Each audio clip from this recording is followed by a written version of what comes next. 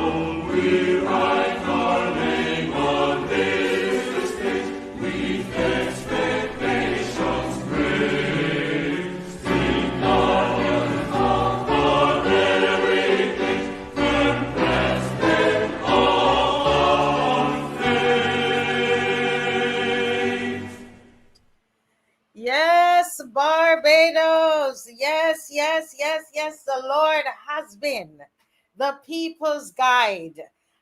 We are here, we are here, we are here.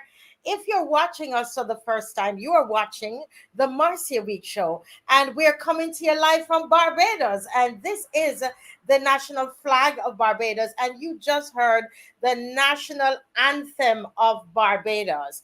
Let me use this time to welcome everybody who is joining us here on the Marcia Week Show. We are going to have a great time tonight. You know what we do on this show? We educate, don't we? We motivate, we mobilize, we agitate. And there's some people, they're afraid of this show, you know, because once you start to educate people, let me tell you, once you start to educate people, the people become so mighty, so powerful. You educate them about who they are and what what truly belongs to them, what should be coming to them.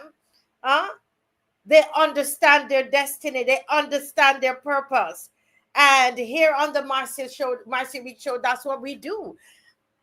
We educate, we educate, we educate, we motivate, we mobilize, we agitate. And I tell you, Lucinda, it's great to have you tonight, Lucinda. Great, great, great. This is a great night of education. We are going to be going into some of those bills tonight. Yes?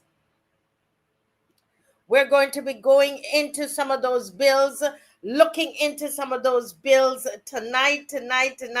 So I want you to get your thinking caps on, get your book, get your paper. Remember that we are going to be going through line by line like we did before. So you've got to have your book, you've got to have your paper, you've got to have your tablet, whatever you're going to take notes in. All right. So that's what we're doing tonight. We're going to go through about three of them. All right. Diana Husbands, how are you? God's own child, how are you? Owen Hines, you ready for the education tonight? Marvin Allen, you ready? Ronald Archer, are you ready? Ryan Rock, are you ready? Marcia Miller, Patrick Designs, Junie Rock, how you doing? Teroni Hall, I owe you a call, Teroni. Judy Jilks, hi. Matthew B, Matthew Brown, Lori Bob, V Hoy, how you doing? Beverly Prescott, Jefferson Sobers, Queen D, hey Queen D, Cameron Holland, Shirley, how is Shirley doing today? Calendar 246, Pauline Maynard, how are you? Tony Paris. We're ready for the education tonight. Listen, when isn't this what's the name of the man that says, is it Lou Rawls? He used to come on when I used to live in the US, and he used to say a mind is mind is terrible to waste. It went from me. But anyway, the point I'm trying to say is that when you educate yourself, when you train your mind, when you learn things, when you open yourself, when you become a student of something and you learn something, you become a powerful being, because knowledge is power. Right? Knowledge is power. Yeah. Judith Ann Clark. Yes. Jackie Allen, ADG, Bonnie Springer, Carol Mullen, Born Again. I feel like I haven't seen you in a long time. Randall Bushell, Calendar 246, The King's Daughter, Callie B. How are you, Callie B? We're going to be looking at your what you sent me the other night. We're going to look at that police act. Vihoy has a good quote. Education is a passport to the future. The future belongs to those who prepare for it today. You see, when you don't know a thing, that's when you can be fooled. And we couldn't be fooled last week. We couldn't be fooled last week. When you don't know a thing, if we did not study that bill, if we did not have, thank God for Corey Greenidge and Ralph Thorne and everybody else who had something to say, Lynette Eastman, people who are lawyers, who educated us. Those are all lawyers, right? And they educated us on the bill. And so we are grateful. We are grateful. And we still have some more stuff to look at in that bill. We still have some things to look at in that bill because everything is not out yet. Everything isn't out. Yes, Michelle. Thank you, Michelle. The mind is a terrible thing to waste. Where's Michelle's quote? Oh, okay, it's not coming up. The mind is a terrible thing to waste. You hear what I tell you? Thank you, Michelle. Yes, education, and that's what we're about. Now, we must understand something, loyal opposition. Everybody who watches this show, remember, we open our arms and we take everybody in.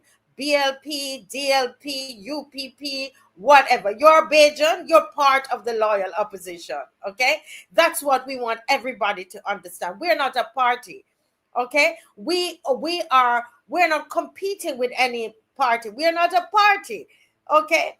We are the loyal opposition. We understand what our role is in this country. We bring education, we bring the motivation, mobilization, the agitation to get the things that need to be done. We are the voice of the people. We represent the people. It's us. It's about us and it's about our voice. So regardless of who is in power, regardless of who is prime minister, regardless of what party is in, regardless of the makeup of the parliament, the loyal opposition remains the loyal opposition.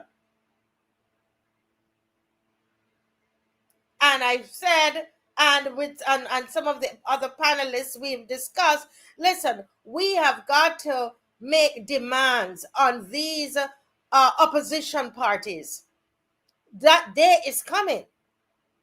That day is coming where we need to make demands, because bills like these, if they are passed, then we need to know from these opposition parties, are you going to repeal these bills? We can't be agitating. You see all these bills. Look at this government, the government express. The government express, tint law, wiretapping, high taxes, cost of living, cybercrime bill, they're selling out the land to the foreigners, money. And this is a government express going off the cliff. Don't you like this? Don't you like this picture, guys? And guess what? This picture was not done by me. This poster, this was not done. This wasn't even done by the regular person who does our posters. I was home here minding my business, and I look in my WhatsApp, and someone sent this to me. I don't even know the name of the gentleman. And I said, you do posters? He said, yes. I don't even know his name. You need to send me your name. I don't want to necessarily say your name. Do you like this? This is appropriate. And this is because of this why we cannot stop going on the streets. We cannot stop hitting the street. And this Saturday, August 23rd at 10 o'clock, folks, if this is noise, then make more noise. Man, I said I was going to have my thing here to make noise. What you going to use to make noise in your house? Man, Dave, bring a spoon and a pot cover for me, Dave. Bring a spoon and a pot cover. Yeah? Listen, if this is noise, if they're saying that all we do is make noise, then we're going to make some more noise. Protest march on Roadside Parliament, 10 o'clock. Listen, folks. They found something for me. Listen, you came in. Some of these people, they come on here to cause trouble, right? You know that. to take stuff. But when you, as Valerie said earlier, when you take the things, you take them, you take the fullness of what is done and said over here, okay? So listen, you know, when you go to sports day, I want, when you're coming out on Saturday, I want you to bring some things to make noise. That is making noise. Bring something. Bring a pot cover and bring a spoon. And we're going to make noise on the road on Saturday. Come on, guys. Let us make a noise. They say, listen, if they thought that was noise, bring the tambourine, calendar 246. Bring the tambourine. Listen, on the road, we are going to pause and we're going to go in your little bag, right? And you're going to take out whatever you brought to make noise, and we're going to make noise on the road. Down the road we're going. Down the road we're going. Huh? Yes, we're bringing spoons and pot covers. Spoon. This is my little scoop. You know, this old time scoop. Listen, this is what we're doing: pot cover and spoon. They said that all we're doing is making noise. We want to make more noise. More noise. Biscuit tin cover and spoon. Fine.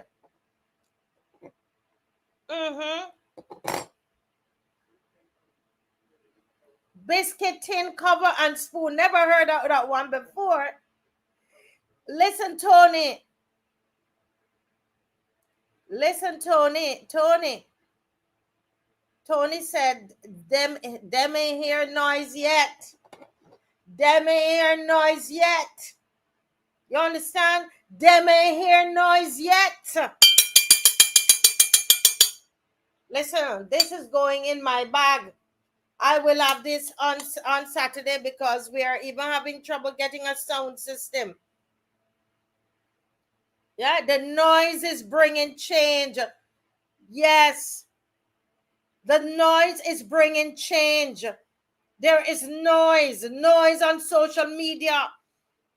Everybody up in arms about these bills. Noise is power. People are power. Bring your placards.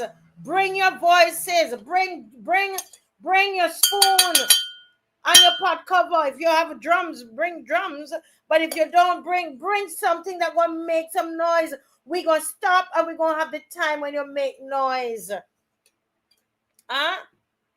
The last time she called us noise. That noise stopped the spy bill. No, we march against all rushed bills with no public consultation. All of these rush bills that have been put forward without any consultation, let them know that's what we are marching about. We are the people. The people are the power. Yeah, we deserve better.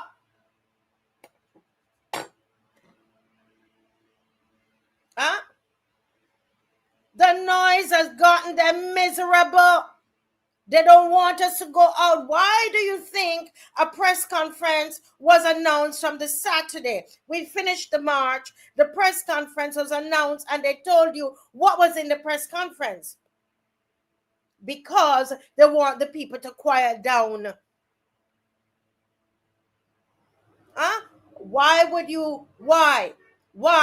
Who do you think you are? You're so powerful that you believe in 5 days or 4 days you could pass 5 bills. 5. And claiming you had consultation with whom? It seems like you didn't even have consultation with your very selves.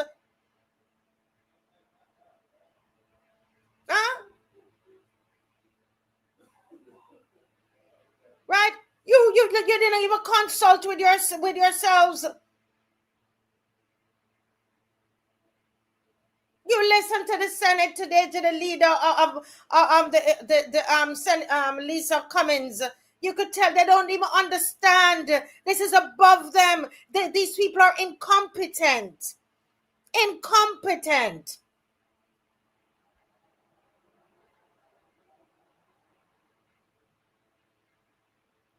Listen, let me tell you something. Listen, listen, folks. This government express is about to fall off this cliff. The government, we're not in that. It's them. And look who is driving the bus. Look who is the bus driver. They're going to fall off in that cliff. All of them. All of them.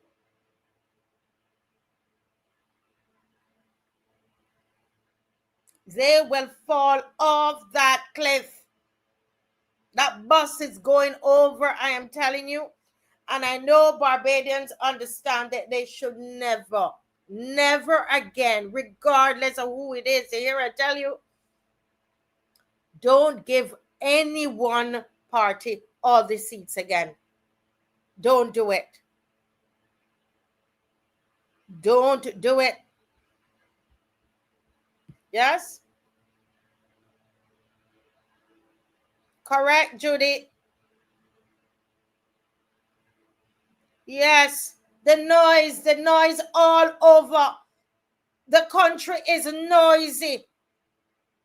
It's noise.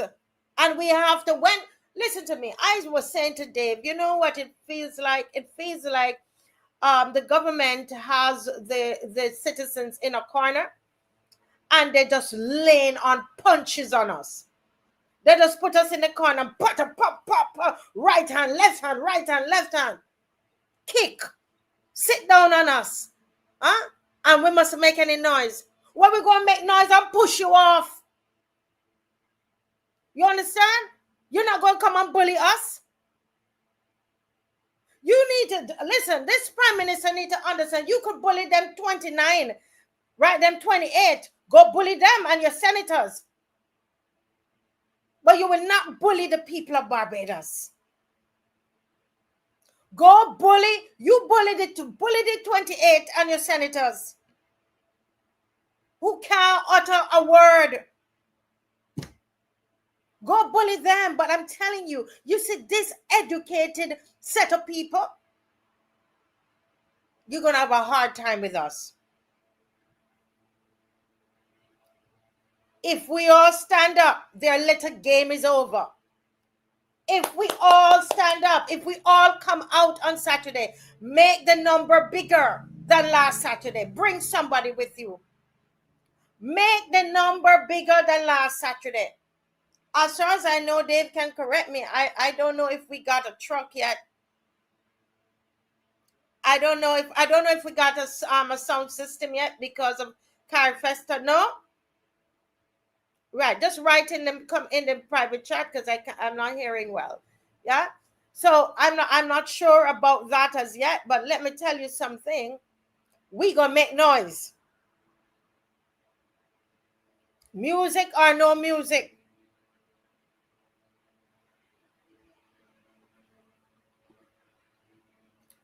We don't have a sound system yet. We do not yet have a sound system. Okay, our regular person that we would normally get the sound system from, they have Carifesta. We went to another person, they have Carifesta, and that's what's been happening. We have the generator, we have the truck, no sound system as yet, but we are going, and we will have every single thing that we need. If all we need is just our voices, well, that's what it will be. If all we need is just voices, that's what it will be.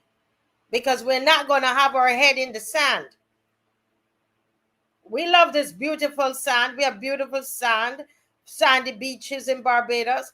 But it's not for us to stick our head in the sand when you have 5 bills that they're sneaking off. The Prime Minister says that when the people were walking up and drinking and carrying on, that they were working. They were working on us. Huh? This Saturday at 10 o'clock. 10 o'clock. Start to prepare. Today is Wednesday, folks. We're on a mission, you know. We're on a mission. I want to thank those who came out last Saturday. You came out last Saturday. Thank you. Thank you on behalf of the people of Barbados. Look, what happened last Saturday helped to put the pressure on to the Prime Minister and the government. It helped. Don't you ever let anybody tell you that marches don't help. The reason that she's saying all you're doing is marching and marching is not going to help, because it is working. Do the opposite. Do not listen to her. Do not listen to the Prime Minister where she says that is only noise and all they do is march. And if we think marching is going to solve anything, do not believe her. You know why not to believe her. Believe none of them. Do not. If they tell you A, do B. And that is why defy them. Defy them. Put on your clothes and get out there on Saturday at 10. Defy them. Rude. I heard that today in the Senate, Lisa Cummings, she says, oh, you know, this small group of people. She said that only a small group of people had a problem with the wiretap bill. That's what she said. Huh? She said only a small group of people. Well, we're that powerful then that they had to go and amend the bill?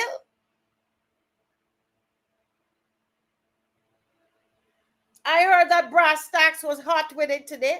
What about Section 68 of the Police Act? Huh? Where they're sending us in harm's way to get killed and then making us a criminal if we don't go and help the police. Really?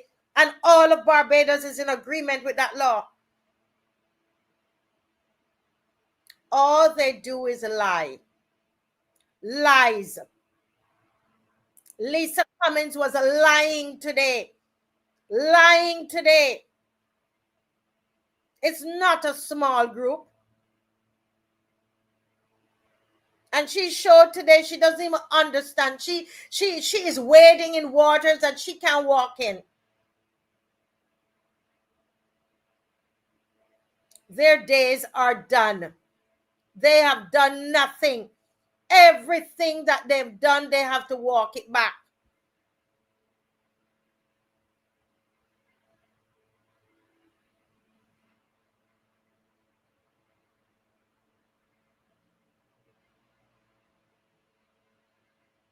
Yes, they said it's a small set of people. Correct. Her head is buried in the sand because of the salary that they're getting. I would like somebody to research for me the salary.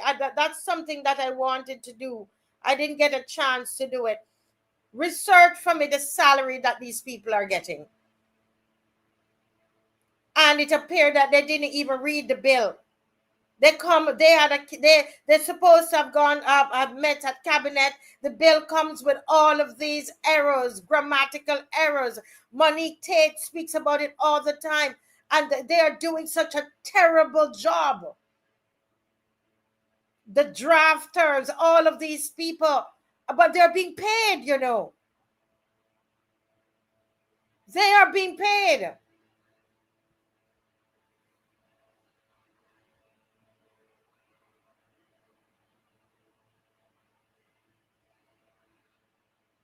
Yes, they should have reduced salary.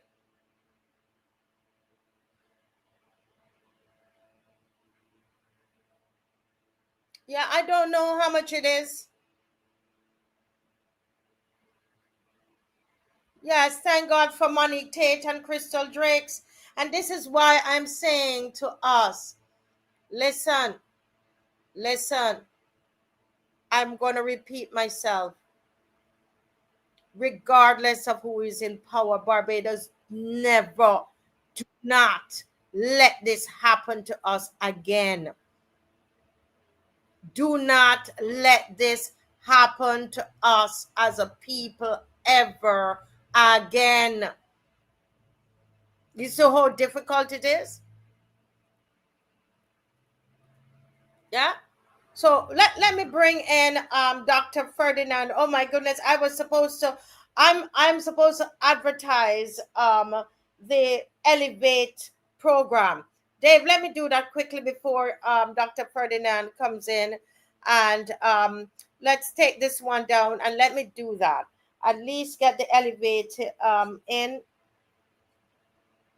And while he's doing that, tomorrow at 1 o'clock, we're going to be on 1 o'clock in the day. The link starts. So later in the program, I'll put that up again.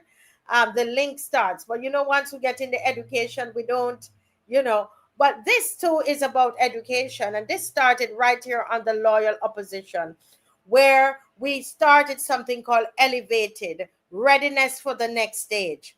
Improve literacy, enhance skills, preparation for work. We took a break in the summer and we are ready to go again, folks. And this is free of cost. We are looking for people who can teach.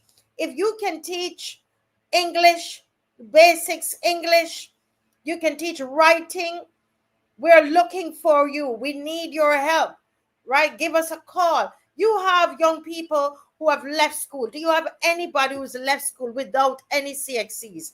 Might have left school and they can't read.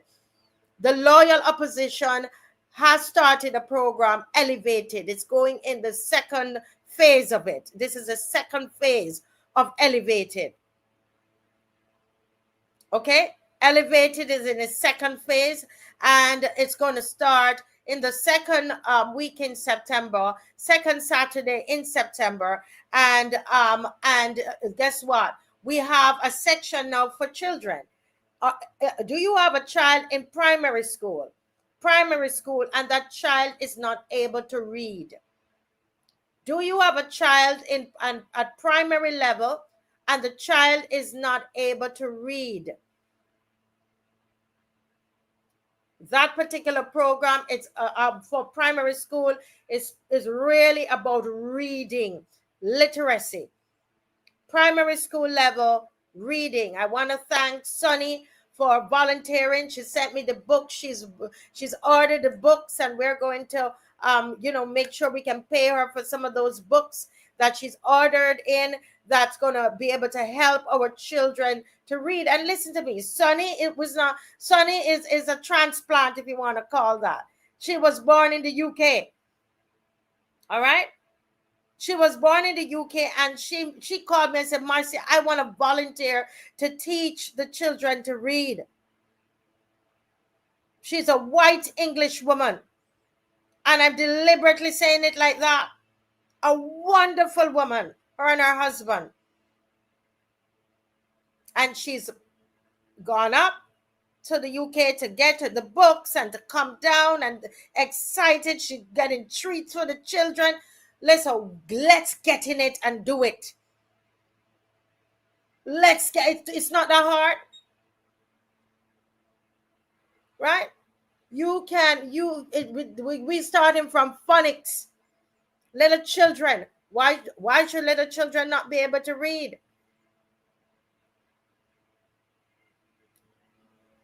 So we are asking you, call me and sign up, please. 236-7000. The form is here for those of you, if you have children, primary school children, and the next category is school leavers. Have you left school and you don't have the competencies? You can't read. You need to be able to know to fill out an application form, etc. We are here for you. The Loyal Opposition is here. Saturdays will be your day. The children, they start at 9 o'clock in the morning, and the school leavers start at 3 in the evening. 9 for the primary school, 3 for the school leavers. All right. We're going to get a nice poster and send it. And this is a form that Dave, yes. So guys, yes, we give back. And listen, you don't have to teach every Sunday morning. You don't have to teach it every Sunday morning, every Saturday morning. What Sunday morning?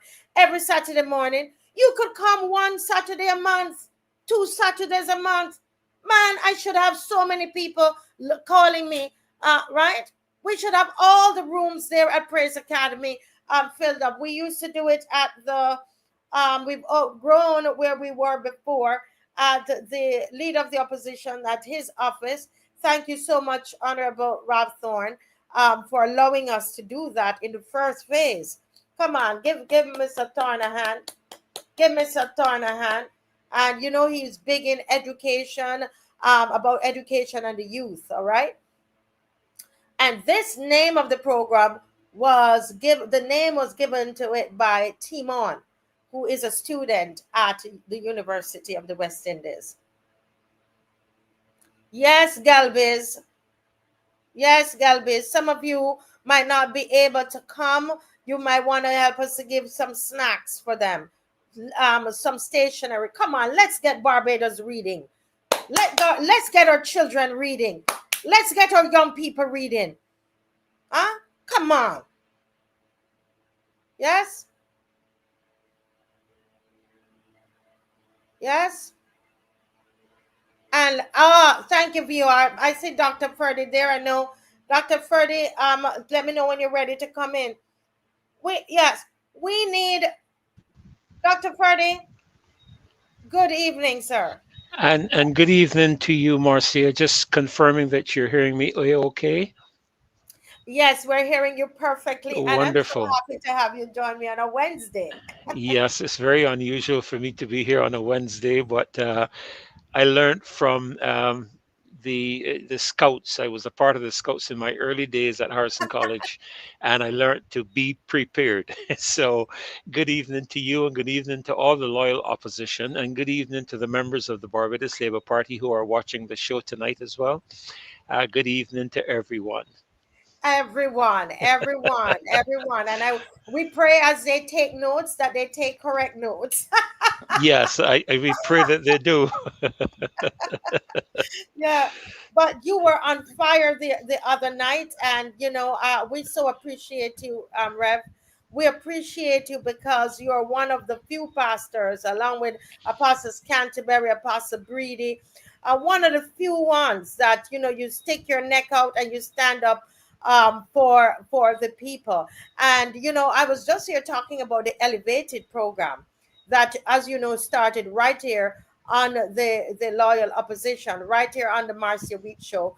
And we're happy to announce, I don't think you even know this, that 2 of those school leavers who left school without any CXCs, they now have CXCs. Wow. They picked Congratulations. up. Come on, guys. Congratulations. Come on, guys. Yes. Come on, Great. guys. Yes, I got Wonderful. from our coordinator sent that to me, but it was in the middle of, you know, going out for the march, and I did not get to announce it. So come on, let me see the hand clap for the young people. These are young people who, some of them did not have any CXCs, and that's what we're looking for: school leavers who did not get, you know, any subjects, and you know, some of them might not be able to read well. I went to the program. I saw some of them learning to fill out application forms, etc. I just want to, I can't call everybody's name, but I want to thank Miss Rose Corbin. Miss Rose Corbin was an anchor for this program, and she helped Dr. Ferdinand to train the teachers and so on. And I just want to say that is fantastic work. Absolutely. Yes. And we're going to change some lives coming September. We're going to get some of our children, man, and we're going to pour love in them, and we're going to pour education in them. Right? We can't let Sonny come from the UK, right? And come here, Dr. Ferdinand, and she's down there Saturday morning with those children, and we're not down there. I'm going to have to get out my bed and go down there on a Saturday morning once we don't have a march. Right? Yeah. Well, so, you know, Marcia, that takes me back so many years when my mother, Edna Nichols, she was the #1 person that the government called. I can't remember the age group, but when the children were leaving secondary school, I think it was either 14 or 16, somewhere around there, and there was need for further education. They started, the government started a program by the Charles F. Broome School, Yes. and my mother was the architect and initiator, the first person that really led the charge in that area. She was very, very active in these kind of programs to which you are speaking. Even after she completely retired, many people do not know that she was the person that started the People's Cathedral Primary School No. at People's Cathedral. She has always been very interested in the young people, and so I'm really thrilled to see what you're doing, and I want to commend you No, no, and no. the Well, not what I'm doing. sorry, what is being done. Correct. Let me get that right. No, because it Yes, really came honestly. It's not me, and yes, from that's the why loyal opposition. that's the thing about it. They keep pointing the gun at me, but Yes, it's not yes, me. It was started on the program right here yes, on the show. The idea came, and little Timon, I call him little Timon. He's 18. He's 19 now, and Timon came up with the name, and Lisa did the yeah, the design stuff there. Uh and huh. and all of that. Okay, so no, no, no, not me at all. Yeah, sorry, I really meant here on the show. Yes. And, I really want to commend those persons that have stepped up and are reaching out and looking to help the young people. They need it. They need the help. And, I take very seriously comments made that suggest that, the only thing we do is criticize. This is evidence that the loyal opposition does a lot more than just be critical, but they're actually providing solutions and taking action in terms of helping the youth. That's really what, especially when you consider the declined rates of CXCs over the last couple of years that the educational ministry itself has reported about. Yes, and when we started out, we just wanted, as it says, readiness for the next stage, improve Yes, literacy to enhance their skills. Can they fill out an application form? Can they write a letter, an application letter, etc. Preparing them for work. But then there were some who said, "Listen, I want to get English. I want to pass this subject." And there they were, and they're able to pass and move on to the next level. And so I think that is beautiful, and we're at it again. We are going to make these children literate, and while we're going to love on them. You should hear what the other director, I can't say her name, but she loves on those young people. They get their snacks and their breaks, and they love on them down there. I went there one day, and just to stay with them for a day or part of a day, and I was blessed being there and see how they relate to Rose Corbin and all the others there, the aunties there, and they take care of these young people, and they love them. And they came up to me and thanked us for the program. They thanked, it's wonderful. So we're going to be right there in Collimarock at Praise Academy, which is right that gap right before you get to Guardian. If you're going away from town, like passing People's Cathedral and coming up, it's that gap on your right hand side. So we're going to be right there at Praise Academy or Caribbean School of Arts and Business. That's where we're going to where we're going to have our elevated in this season, because we've expanded. We've grown out of that room that we had there, and we're so grateful for Mr. Thorne for allowing us to use that space. But we have moved on from there, and we appreciate him so very, very much. So, guys, elevated. That's what that is. Well, thank you so much, Dave. Thank you, thank you, thank you. Well, oh my goodness, we're jumping in now into some education of ourselves and some activism. well, I see Tyrone is asking me a question which I'd like to answer for him. He asked me if the Edna Nichols School was named after my mother. Yes, Tyrone, it was. It was named after my mother. But And that's again, it was named because she dealt with a lot of problematic children. Yes. especially during and after they left secondary school, and even in primary school. A lot of the problematic children in the primary schools that she was principal of, she dealt with a lot of problematic children and got them back on track. She was a really wonderful person. I was thankful to have had her as my mother. Being the last child of my family, I was carried everywhere with her, Marcia. I was the one boy in all the girls' schools, because she kept me That's by her side all the time. Well, that is one. That's a great legacy. And on the screen, we just have a few minutes because I realize that we've been promoting the march, and then we talk about elevated, which we needed to. But this wonderful picture here is Ferdinand Nichols and his beautiful wife with a lovely heart, Julia Nichols. And you know what this is about? That this is a crowdfunding page, a GoFundMe page, and she is raising funds for medical treatment overseas. And it was so wonderful to see people coming up with their envelopes on Yes, Saturday.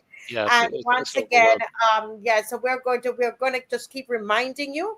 I know some of you said you're waiting and so on, but to let you know that the need is still there. And we're a family. We take care of each other.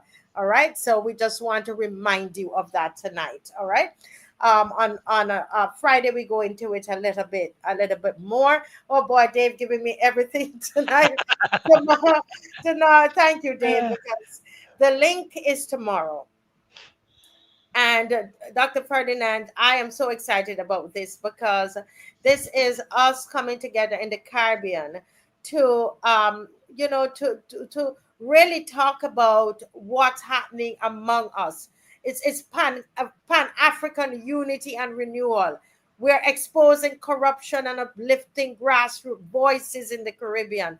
Politics, economics, and cultural power shifts, breaking news, and underreported stories throughout the Caribbean region. All of that will be on the link tomorrow at lunchtime, 1 o'clock. So, folks, you can, if it's your lunchtime, it's okay. You can listen on your lunchtime. Not if it's not your lunchtime. So take your lunchtime at 1 o'clock. Bring your lunch or whatever you do, and get in your little headphones and listen to us. We're on for 1 hour tomorrow, and that is from we're going to be broadcasting on Africa Bridge and also on St. Vincent Times, because Ernesta Cook is going to be on, and we're hoping that our brother from Bahamas is going to join us. Cassius Stewart from Bahamas should be joining us tomorrow. But for sure, Ernesta and myself, 1 o'clock tomorrow,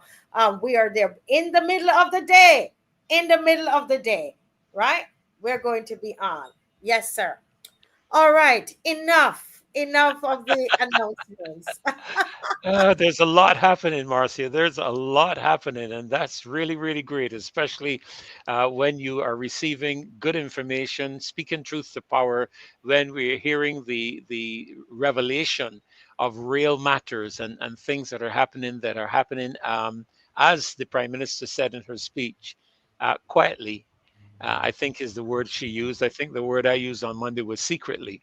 Um, things going on when people are distracted, government working when everybody is reveling and enjoying themselves in their festivals, and different aspects of the Kadooment festival and the time that they spent, and government very strategically and quietly pushing through 5 critical bills without the people being really aware of this. And I would say, fortunately, Marcia, for the people, for those here in the loyal opposition who were not quiet on Saturday, we were able to draw the attention of the country to it, to which the Prime Minister had to respond.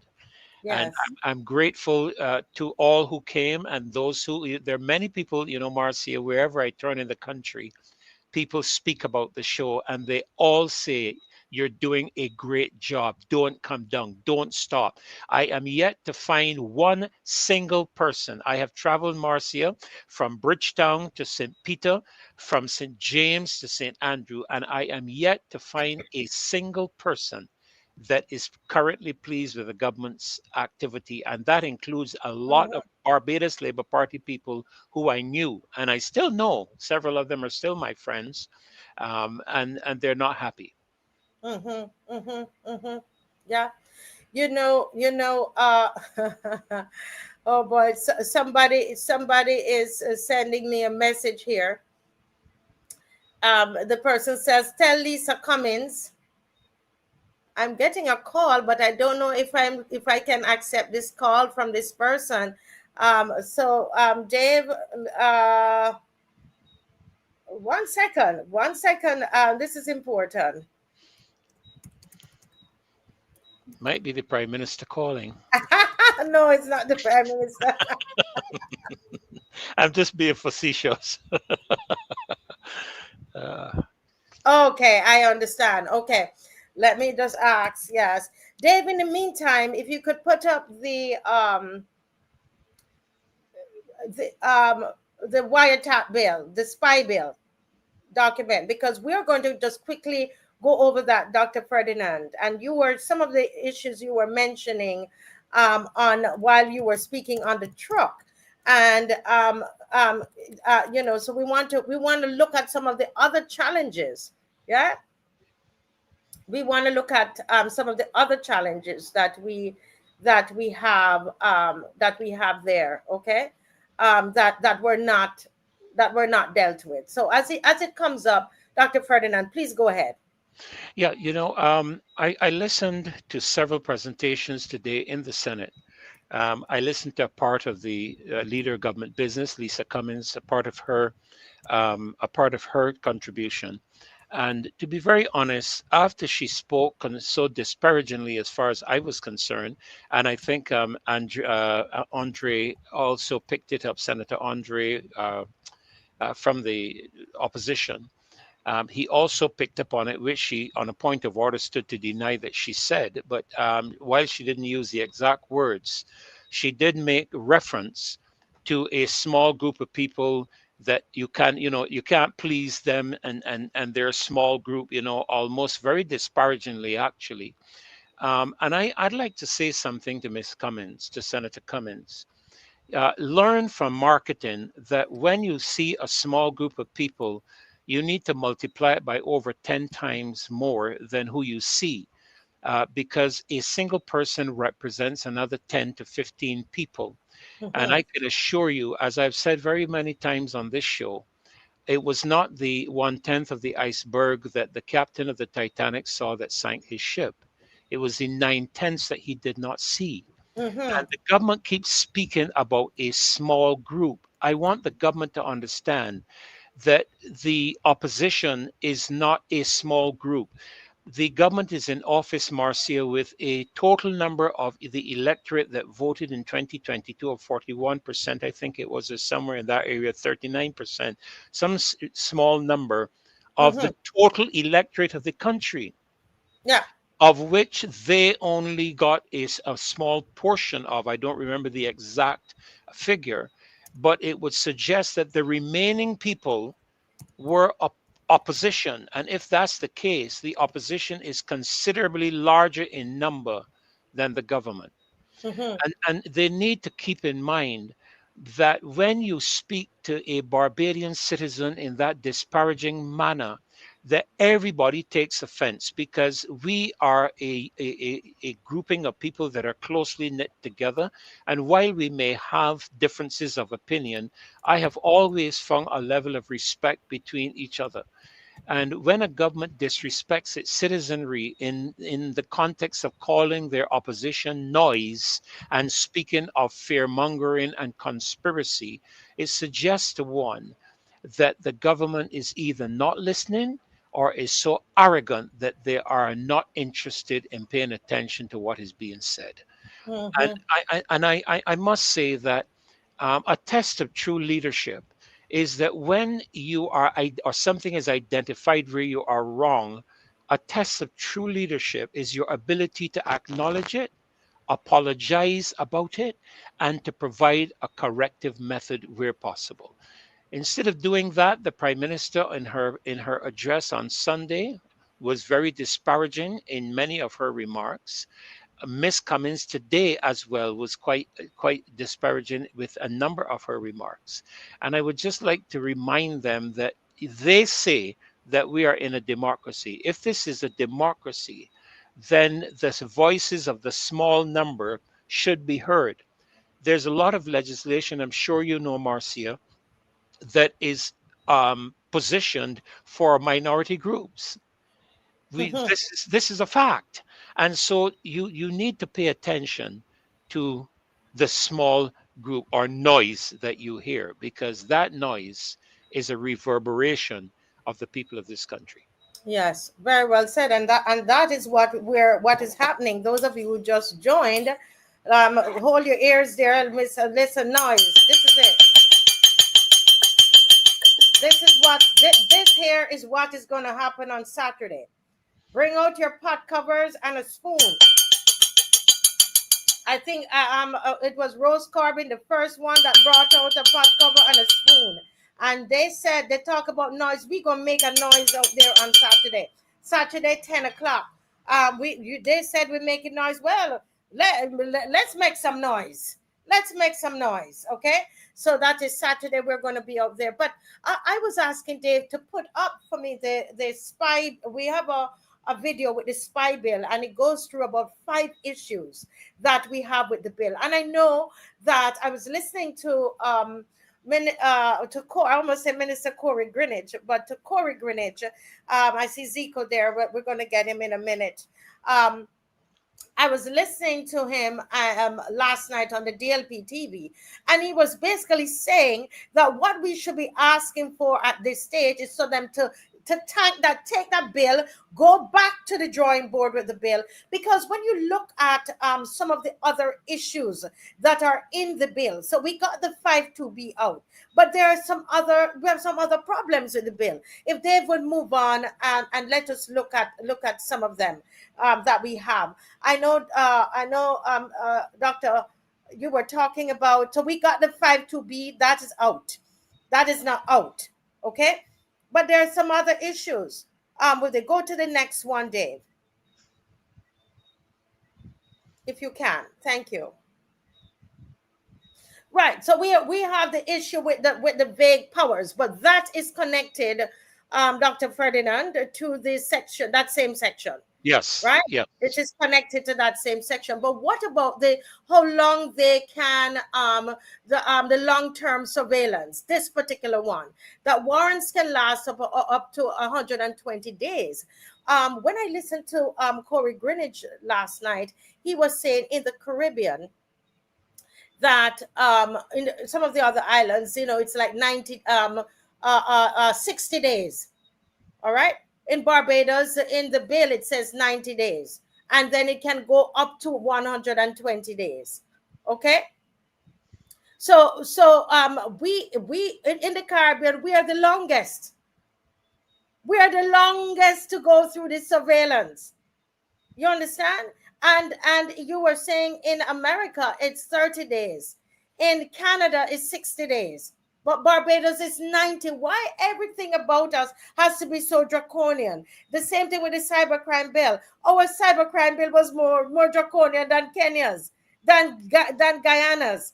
What is it about this government that makes them want to hold the population, the citizens by their throat and squeeze the life out of us? Why our surveillance must be 90 days? Trinidad 60, that have more crime. Jamaica 60. Right? Canada, the US is 30, but ours, why? Well, again, Marcia, the reason I particularly picked the U.S. as to my mind, a more appropriate reference is because of the level of criminal activity that is known globally in the United States. You have terrorism, you have cartels, you have mass shootings at schools and in malls. All of these are very major things within the landscape of normal life in the United States. And I was thinking to myself, well, if America, with all of this violence and criminality and all of these things happening, will retain it to 30 days. Why does Barbados have to have it for 120 days? And then after that, it can be renewed twice, which speaks to the matter now of 360 days of the lives of Barbadians being secretly monitored. And I think this is something that we need to pay attention to. I believe that it is unnecessary. And again, as we look at the bill, Marcia, and as I did a bit of research, particularly as it related to the warrant aspect, and the two really cannot be pulled apart. Um, in the United States, a very detailed presentation has got to be made to the judiciary in order for a warrant to be issued, and that must be done before any form of surveillance is done on any American citizen.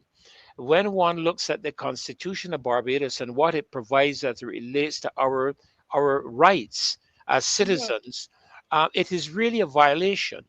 Just today, I heard one of the independent senators treating to the aspect of Singapore. If you were to look at Singapore and compare it to Barbados, how I believe he was trying to make the point, because I did not get the chance to do the research, that the actual legislation in Singapore is even more restrictive. Nevertheless, he made the reference to the fact that if it is necessary to violate the personal freedoms and rights of people, then and I'm paraphrasing, then let it be so. But that is not the way a democracy functions. Yeah, We don't operate like that, Marcia. That's yeah. simply not the case.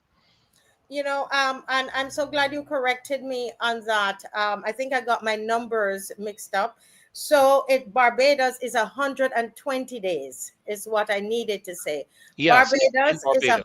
120 days. To be capable of being renewed twice, Marcia, which is And 240 days, which is a total of 360 days. 360. I don't know if Dave could Yes. find that particular slide. I think And it's if slide that's the 3. case, you're talking about close to 10, 11 months.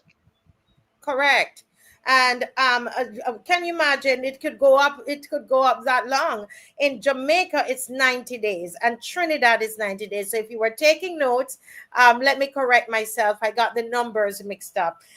In Canada it's 60 days and in the US it's 30 days, and there are some countries that are even less than that. All right, Yeah.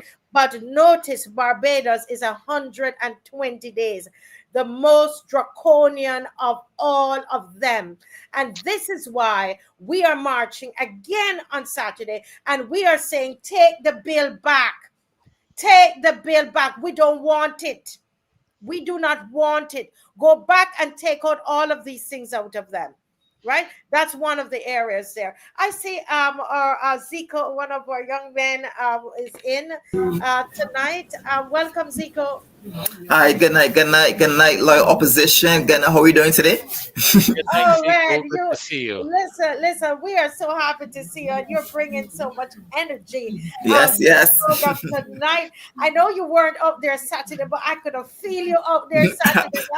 I wanted to be there so bad. I wanted to be there so bad, but I was with some youth.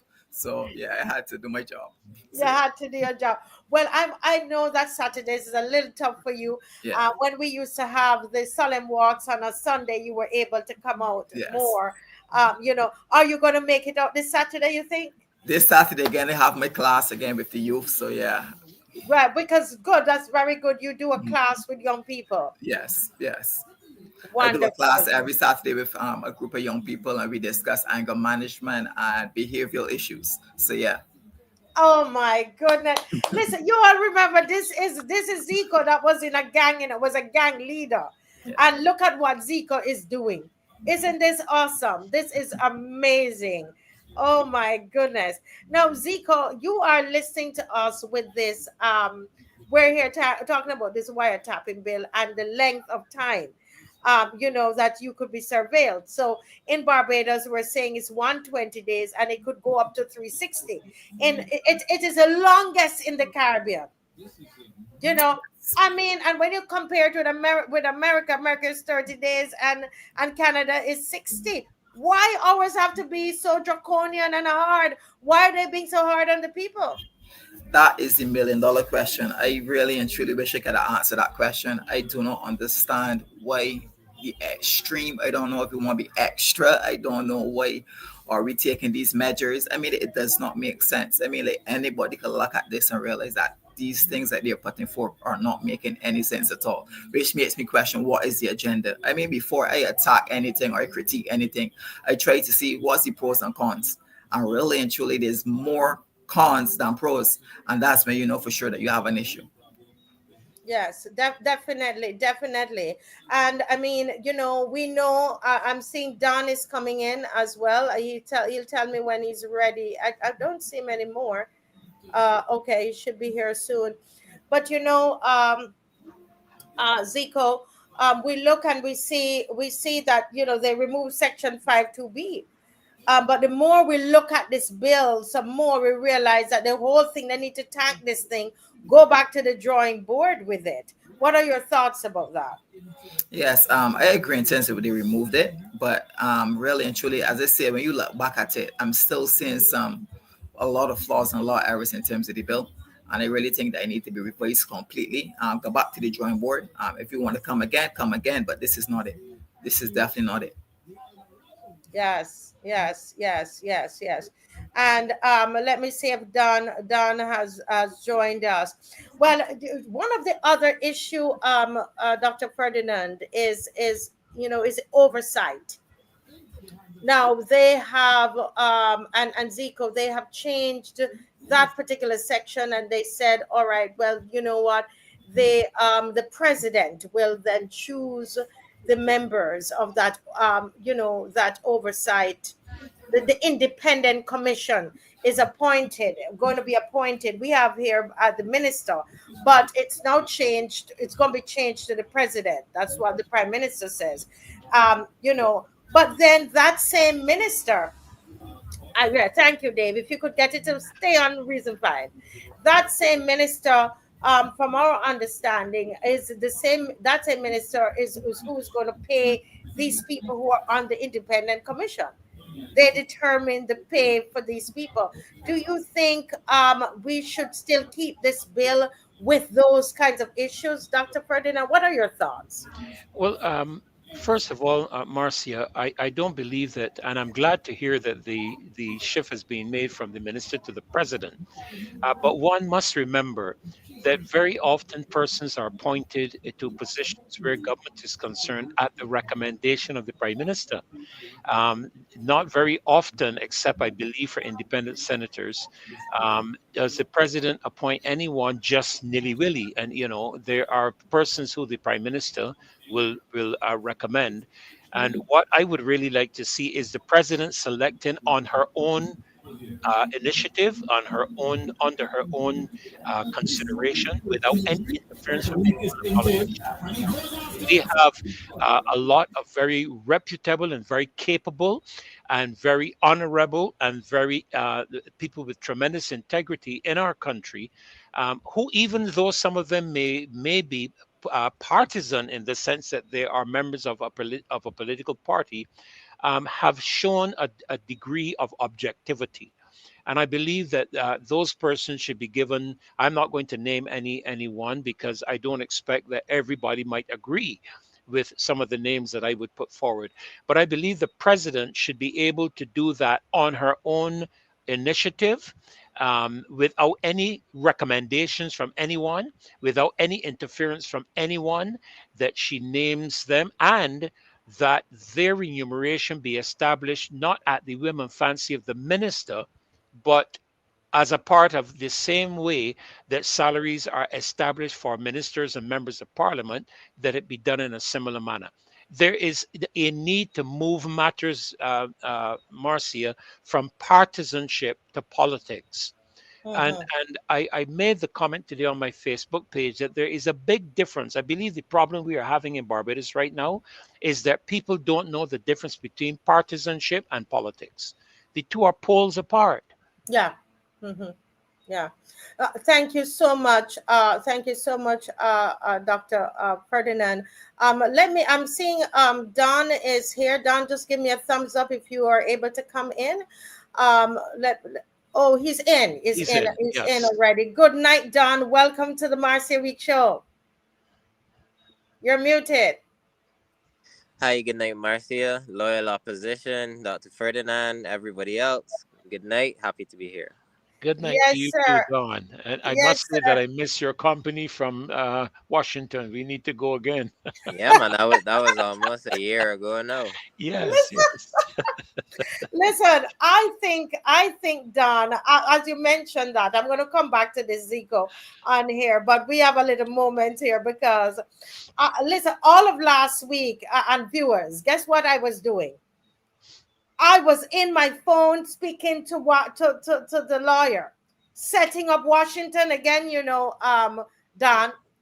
I was dead serious, and I know they're in my phone, so they will see. They will see this is a serious business. I was connecting the lawyers here to those lawyers, and they were ready. They were ready for. Listen to me, Don. Do you think that that played any part in the Prime Minister rushing out with this press conference, fearing that it might go to Washington?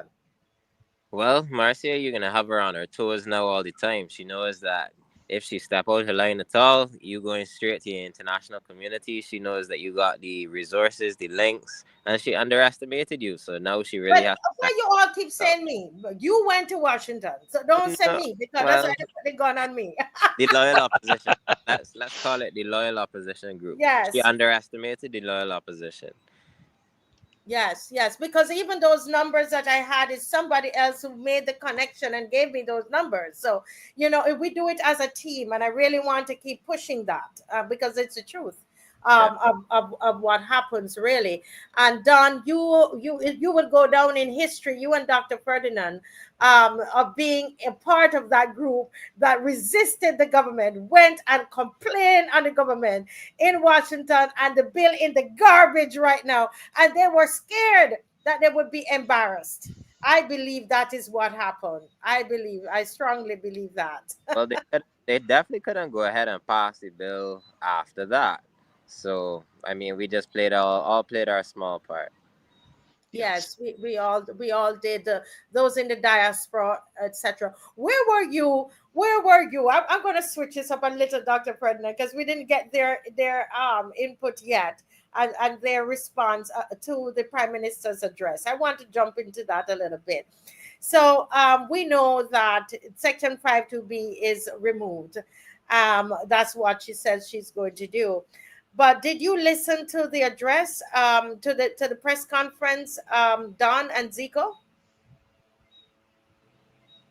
Who is that? There's a lot of music coming through. Is that ZICO? Oh. I don't know anything. I can answer first. I definitely listened to the press conference. There were some people in the group chat I was in say she looked like she's running on fumes now, like she's past her peak. Some other people were saying that she talks to the nation quite condescendingly. So there are definitely lots of different schools of thought. But she conceded. She's not really she really accepted her fate with this one. The power of the people is far more powerful than her. She's finally starting to realize that. And I think that once she keeps that in the back of her head, all of these tyrannical, despotic laws that she keeps trying to write, she's going to have to cool down with them. Yeah. Let me see if I can get ZICO in. Let's see if we can get him in. I don't know if he has. Yes.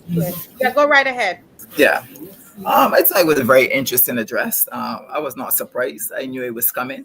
To me, I just felt that she did it more, as she would say, to lessen the noise, But really and truly, it was all a mental game. It was all for sure. Really and truly, it was all for sure. She knows what she's doing. She actually had to concede. It was not going to go down slightly. The noise was just about to get louder, as she would say. So yeah, I'm not surprised. I was not surprised by it at all.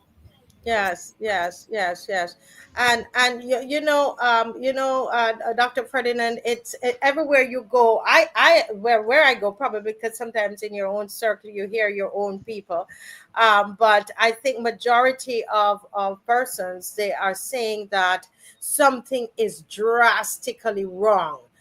You're getting that. In fact, the message I got coming through panel was someone saying that on brass tacks today, one of their people, let me see where it is here.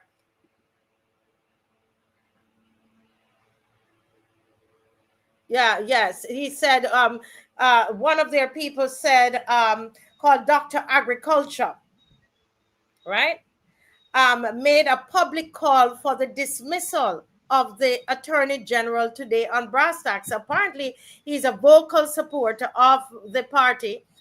And, this person said, tell Lisa Cummins that small group of people includes one of their most vocal supporters who identifies himself as Dr. Agriculture, who made a public call for the dismissal of the Attorney General today on brass tacks.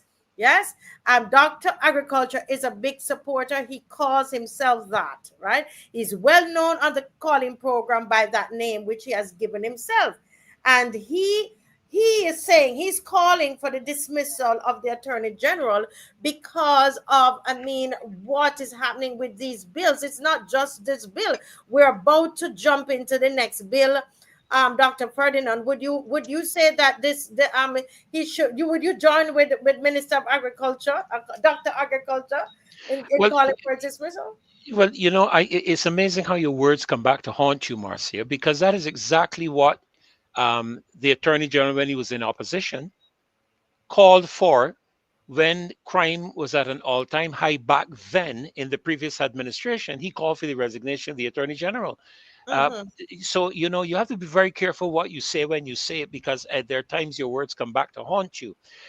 Let me just also correct myself very quickly, Marcia, because, in saying that the president, and this is going back to the oversight, and forgive me for doing this, but someone actually on the chat made the reference to it. The president actually is supposed to change on the 30th of November. And the name being put forward as the replacement is Elizabeth Thompson. Well, that's the rumor. That's a rumor. That's a rumor that's out there. We don't know for sure. We don't know for sure. But the rumor out there, the name that is being put forward is Elizabeth Thompson. And I am yet to see Miss Thompson at any point of time opposing, resisting, or correcting the Prime Minister on anything. Period. And it's rather concerning. I believe that the president should be a person who is non-partisan and totally independent, highly respected person in our country. I really believe that to be the case. I don't know who would fall into, but I don't believe that the president should be a member of any party, or particularly when that president, that person who might be selected, as it is alleged to be the president, is a member of the sitting administration in Senate. I really do not believe that is the correct move, and it does not provide objectivity. So forgive me for just correcting myself there, because that would bring about a change to what I said.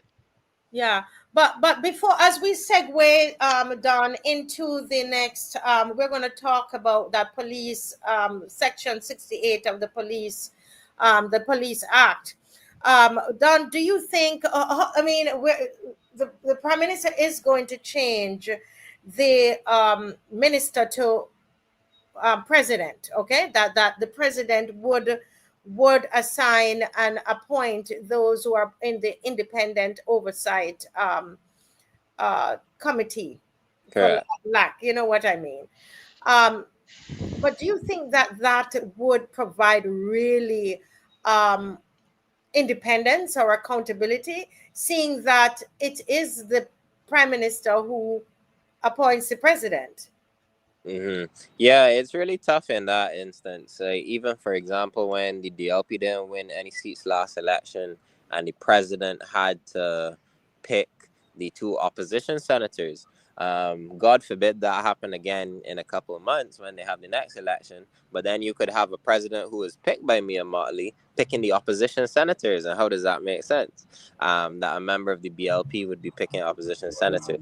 So, I mean, at the end of the day, I really think it's a tough one because we really don't even know what the presidential powers are yet. There's no constitution to say that the president of Barbados can do X, they can do Y, they can do Z. And that, I think, is the biggest concern and the biggest problem that Beijing should have. We're going to be going into our second presidency, and yet there's no laws saying the president can do this, they can do that. I mean, it's a joke. Well, what they will say though is that in the constitution that we had before, that constitution, the president was really swapped out, you know, for the CG. The Governor General GG is swapped out for the president, so they basically it's a figurehead, and they're carrying out the same duties. But it's still unclear to the average Barbadian. Because we still don't have a Republican constitution, you know, ZICO? Yeah, I totally agree. I think it's a lack of education in terms of, if you had asked the average Barbadian what is the role of the president, the majority will tell you to go to centenarians and tell them happy birthday. That's it, you know. So I think that they need to be a little bit more clear. I also believe that if you're going to select a president, she shall or should be independent of parties. You know, I do not believe that it should be somebody who's overtly supportive of a particular party being your president of a country. So I don't agree with that at all. At all. I mean, because in this case there would be no independence. But let's move from this bill and because it's a lot of them. You know, let's look at the Police Act. Now, this is part of these 5 bills done that was they said that was brought to the lower house on the 8th.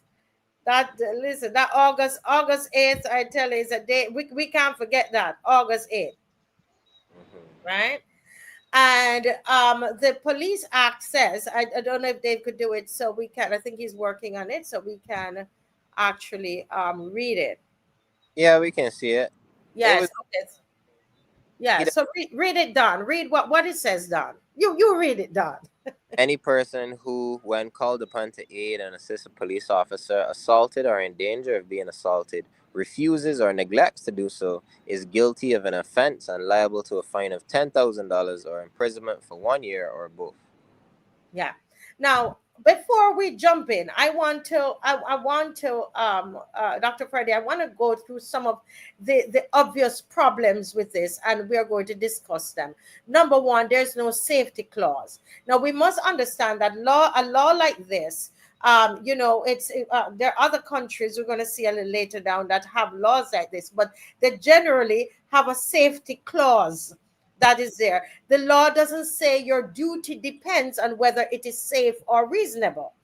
This means even the elderly, disabled, or vulnerable could be criminalized for not rushing into danger. So there's no safety clause. Now, I thank you, Cami from the UK, who sent me some information. And Cami, my phone is still being fixed, so I can't see it all tonight, but I remembered that this is a piece of legislation that was passed since 1975. Now, because it was passed since 1975, people say, well, it wasn't this administration that passed it. All they're doing is that they are increasing the penalties. So which is another problem. So there's a harsher penalties of $10,000 or 1 year in jail. Okay. So that is now what is added to it. So we want to make sure we give the history of the law. So 1975 was only $500. So now it's moved to $10,000. Right? And 1 year in jail. Okay? So let's put it all in context. Let's talk about the safety clause. when you read this, when you read this ZICO, I think we need to go to, it's Dr. Ferdy. I don't know who, I'm missing somebody here. Dr. Ferdinand, when you read this, no safety clause, and you look at this section of the bill, section 68, what's going on in your mind? Well, Marcia, and I am almost tempted to ask ZICO because of his expertise. I would call it his previous experience and previous expertise. Barbados is a small society, and while it may be only seen in terms of you intervening and looking at your personal safety at the time, my concern lies where if you are dealing with a gang-related matter, and knowing how small a country we are living in, that a person who rushes or who is compelled to support the police in terms of their being assaulted and so on, assisting them, could then find themselves and their families at risk. And this to me is very concerning, because they could always be the hit back, so to speak, that you find persons because you contributed, you were complicit in their member or whoever it is being arrested or whatever, then you become a target and your family becomes a target. And there is nothing in this bill that I see that makes provision for the protection of the identity or persons that would be visible. And as you know today, everything is on YouTube, everything is on X, everything is on Instagram. I remember an accident on the highway several years ago with a cyclist that had a horrible accident. I wouldn't even engage the type of accident. I arrived on the scene and someone else at the moment it occurred. And rather than coming to give a hand, people pulled out their phones to video the matter. So, we can have all of this happening. And to me, that is very, very concerning, because if I go to help, my imagery is all over the place. And then what happens where my family is concerned? What happens where my children, my grandchildren are concerned? And that is very concerning to me. Yeah. ZICO, what is your thought about this with the fact that there's no safety clause in there? That you could be elderly, disabled, vulnerable. There's nothing that says that excludes those kinds of situations. Yes, it doesn't take an expert to know that this is causing for trouble. I mean, like, seriously causing for trouble, especially for Barbados, which is so small, especially within certain communities as well. I mean, like, you are forcing on trained individuals to actually intervene in violent situations, being put into account psychological issues in terms of if they suffer with anxiety or if they're scared and just frozen to death. And then you use certain ambiguous language such as refuse or neglect. What is refuse or neglect? What if I'm scared? Right. What if the fact that I'm not capable to do it physically? What is the age? From what age? Until what age? That is not clear as well. So these things for sure. I mean, like, I thought I was angry when I first heard about the 10. Then I thought I was even more angry when I heard about the wiretapping. But this one is what really sent me insane. I mean, like, seriously, this one's what really sent me insane. And I'm gonna look at it like this: if I was a criminal and I know for a fact that you had a hand in my arrest, a physical hand in my arrest, you will be the first person I come and visit when I return back on the streets. Absolutely. Yeah, Absolutely. you would be the first person I actually pay a visit to. One, I can't attack the police because the police is protected by a system. So gotta go back to that same house. I can see your family, your children. So you're putting me at harm. The next issue that I really do have is that when you make law-abiding citizens feel like criminals, you are causing for trouble. If you think it's noise now, and if you think these protests, the protests and we speaking out its problems, making the average man, law-abiding man, feel like a criminal and causing outlaws is asking for decay to your country. Yes. Is asking for trouble. Absolutely. I am telling you. And then what happens is you create a huge mistrust among citizens and police. So Correct. there's already a mistrust between communities and police. So what you are doing now is that you are asking and Adding to begging, that. I'm telling you, for a huge mistrust among citizens and police. Thank Because you, if I'm Zico. forced Thank to you. do something, I mean, if it's it is actually against your legal, not the legal right, but you're forcing somebody to inject themselves into a situation that they were not trained for. They were not trained for, they were not given the right equipment. And then also there's diseases. I go into a situation where someone eventually gets themselves cut or blood is in this. What am I supposed to do? Expose myself to a potential exposure to disease? I mean, it's ridiculous. Come on, how somebody can write this here and not object and say, well, this don't make no sense. This do not make any sense. I mean, no safety measures at all. Come Yeah, on. yeah. Don. Let me before you comment. Let me just read a couple of what the people are saying. Matthew Brown is saying, Don, the reason for the bill is to help to stop if there's any uprising or riot. That's an interesting thought there, right? Somebody says, why are they thinking along these lines? No, there are guns on the streets. Stephen Strickland said, is this a case of being seen as a snitch who could get stitches? Right? Aaron Hunt said the government insane. Right? I like sorry, Marcy. I really like Pedro Gemma's statement. I'm going to read that. He says, Perlita said, because there's a law pertaining to helping police means that the law cannot be struck down from the books. I mean, this is 2025 and they Correct. went back. The law was there from 1975, Don, and they are now amending it. And they took their bright minds and sat down and they're amending it. Right? And this is what they come up with, Don. I want to hear you on this, Don. Yeah, they keep trying to justify it, saying that, oh, this is a law that's been in the books since 1975. We weren't even the ones to do it. The other party did it and all of that. But essentially what they're doing is making it relevant again. They're making it relevant as in it costs today's modern money.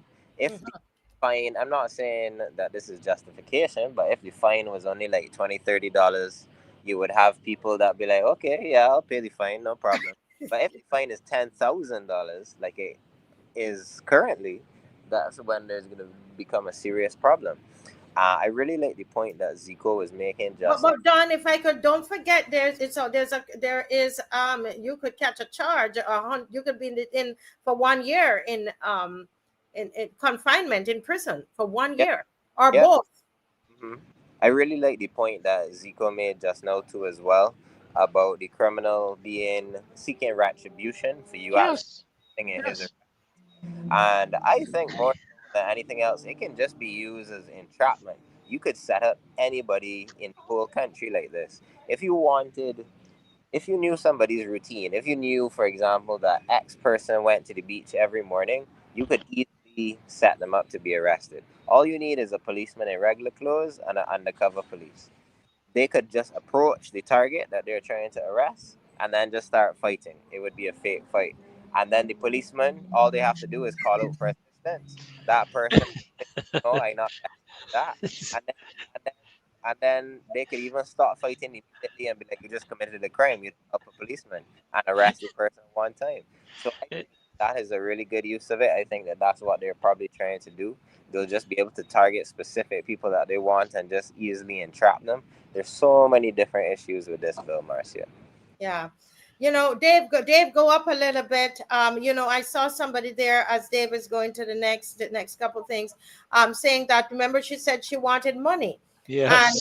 And all of these, look at even cybercrime, 100,000 and all of that. And somebody said, she's eyeing all of the money I think it's Adrian Hines. I don't remember where the comment. He said it earlier. She was eyeing the money that people had in their savings and in their credit union, and she want all of it. So then she's creating all of these laws that she can dig into or think for us to lick out our savings and our credit union and money and all of that.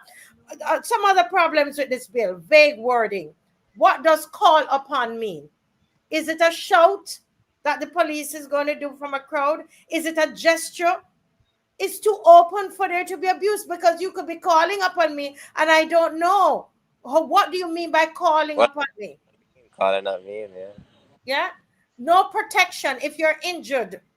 Dr. Ferdy, what is the protection if you're injured? If you help and get hurt, you cover your own medical bills and you lose your own and lose income?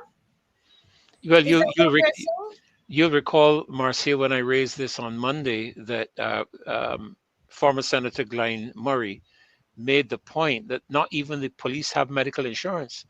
So, they have no medical insurance. The police have none. So here am I don't have medical insurance either. There is nothing in the bill that treats to the fact that in the event that I attempt to assist and I'm injured, that my medical is going to be covered by the government, by the Ministry of Health, by the police department, there's nothing. And so I'm putting my life at risk. And I think it's someone that mentioned earlier too in the chat that I've been following the chat about the guns that are on the street. I mean, there's a real probability that a person going to assist a police officer can be shot. And people don't take time to aim and make sure maybe they hit you in the shoulder or something like that. You could actually lose your life. Then who is going to pay your funeral bills? Who's going to pay the income that would be lost in your home in the event of something of that nature? This is a very serious matter. Yeah, it is. It really is. Let's look at some of the, I mean, in Trinidad, I don't know if Dave has the time to see if he could find it, but apparently a driver was charged for not helping and somehow I remember that, but I didn't have the time today to look at it, was charged for not helping the police, and that sparked national outrage. So this is something that they have in their arsenal that they can use. It's not a joke. It's a serious situation. Correct. Right? Trinidad actually did it. And we are saying in Barbados that this law must be amended. This section must come out. It has to come out. Let's look at what are we suggesting? Go a little down, Dave. Let's go to the bottom of this. Right? What needs to change? Propose amendment. Do we agree with these? ZICO, add the phrase without reasonable excuse after refuses or neglects. Right? So where it says that if you refuse or you neglect, they could add without reasonable excuse. Is that something we think could be amended, guys? Don, ZICO? If you ask me, I think this whole thing needs to be dumped. All right, so dump the whole thing. Everything. I mean, like, seriously, every single thing. You're forcing humans to come to commit to a physical act that can cause harm to you or to others. People who are not trained, people who suffer with psychological issues. Right now, there are people in communities feel unsafe today, even to testify, even to go to court and say, yes, that's demanded. So you get yourself physically involved. You can imagine the amount of crime that can actually come out of this. I mean, like, if you're looking for solutions, if you're really looking to amend the bill, you're looking for solutions, you should start dealing with things with certain apps, information apps where you can go in, you can message and say, I see something, so I mentioning something. Well, there's a man in my neighborhood who sells weed to little children, XYZ, things like that. Continue to promote your Crime Stopper programs and stuff along those lines. If you really want to gain that civic involvement in terms of the citizens helping out the police, you understand? Or if you really want to charge people who willfully go and obstruct police from doing their jobs, or people who decide to hide criminals and stuff along those lines. But when you're getting the average law-abiding citizen, and you telling them to get involved, or I can lock you up. And then if you don't help, you have to pay a fine of $10,000. I mean, what's the motivation behind that? Like, seriously, what's the motivation behind that? And then if I don't do it, I gotta spend a year in prison. So now I'm a criminal because I was scared. Yeah. Because I was a criminal because I never got in a fight in my life or altercation in my life. And then they say, you know what? I want to preserve my life. So now I am a criminal because of that. You cannot do that to, I mean, like, people. You cannot do that and make the average Barbadian or the average citizen feel like an outlaw. If not, you're going to cause problems. I'm telling you, you're going to cause problems. Civil unrest. You take this protest bad now. You take what we're doing bad now. I mean, like, they should give thanks to you, Marcia, for this peaceful protests. Because I am telling you, there's a dark cloud coming, and there's people who's upset and ready. I mean, and ready, up in arms and ready. So when these people come in and giving solutions and speaking out the things that causing the unrest, or we don't feel safe, or we don't feel good about these things, listen. Yeah. And I understood why she did what she did. But you said she came on and she spoke to the nation. She did it because it was good for optics. But really and truly, if you really want to do something, let me tackle the issues that do matter. Let me tackle deal with the situation. Let people go on a secret app. No identification necessary. You go in and say, well, I know somebody who sell guns. Anonymous states, but they don't want to do that. Yeah. So I mean, and to do this, Don, you think that we need to get rid of this section completely? I find it really hard to justify it otherwise. Even if you were to add, like, we're gonna pay for the total cost of your medical bills if you get hurt, helping the police, I just don't see how this makes any kind of logical sense, any kind of common sense. Police are specially trained to handle these situations. You're expecting just lay people. It could even just be somebody's grandmother walking on the side of the road. You're expecting her to get in a fist fight with a 20-year-old young man to save a able-bodied policeman as well. Like, this is, it almost is nonsensical. It's completely retarded. I don't know why. I would like to see how it's being implemented in other countries. Because for me, well, we have a case right here. Yeah, I would love to see the case. Yeah, a maxi taxi driver in Trinidad was recently, this was, I believe, I don't know if I see the year, if I'm going to see the year. But it's 2024. 2024, thank you. Yes. July, I think it would have been July the 17th, 2024, something along that line. Right, okay. The incident, arrested and charged for failing to assist a police officer in apprehending a suspect. The incident occurred when a female police officer, struggling to detain a suspect, requested assistance from the driver, who refused. So she's female and she asked a citizen who was a male to help her.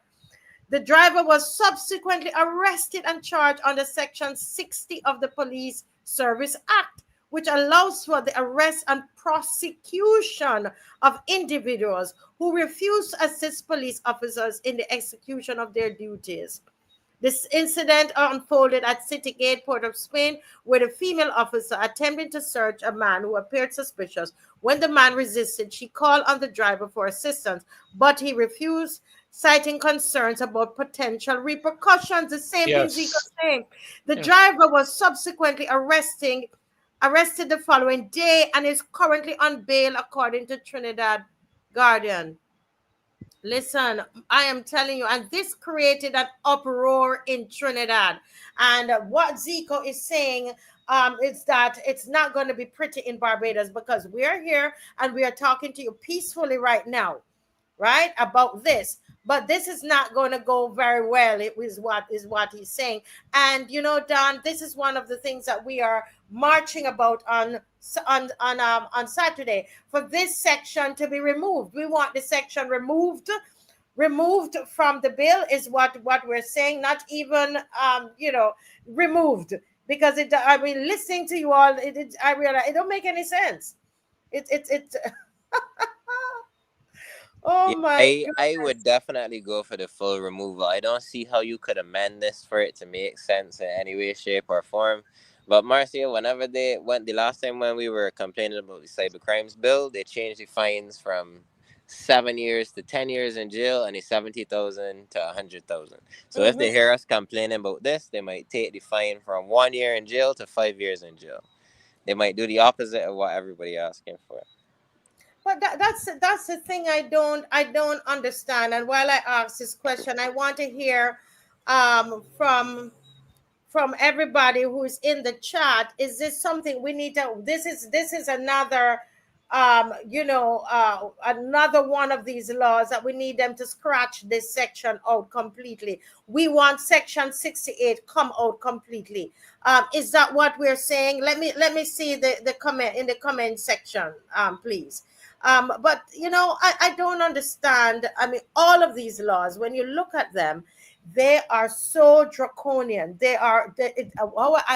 It's like they're holding the citizens at their necks. The same thing with the cybercrime bill, the most draconian in the Caribbean, right? And in parts of Africa too. Not even the Nigeria one was as terrible as ours. Terrible, draconian. And here it is again. What is wrong? What is wrong with our leaders? Why are they doing this? Dr. Ferdinand, can you try to get in their minds to figure, like, when they sit together, even the drafters, the other lawyers, the attorney general, what do you think is going through their heads? I'm seriously trying to understand it. Well, Marcia,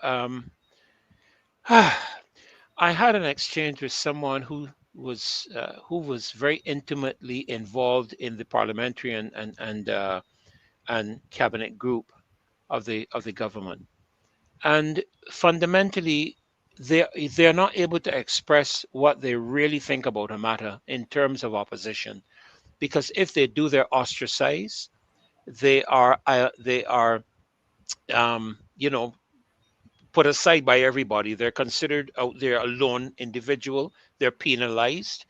This is the word coming from inside. So I believe that as people sit to have a conversation about these matters, people are afraid to say anything. I to be honest with you, when I, as a pastor, as a leader, I often would have meetings where I would not present myself. I would have somebody else do it, because sometimes a leader can be very intimidating to individuals, and they don't really speak their minds. But that aside, it makes you wonder, where's the collective common sense? And I'm not talking legislatively here now. Where's the collective common sense when people look at a bill like this, given the process that Maxine shared with us, I think on Sunday or Monday, Marcia, as to how a bill goes forward from cabinet? It begins in cabinet, then has to go forward to the parliament.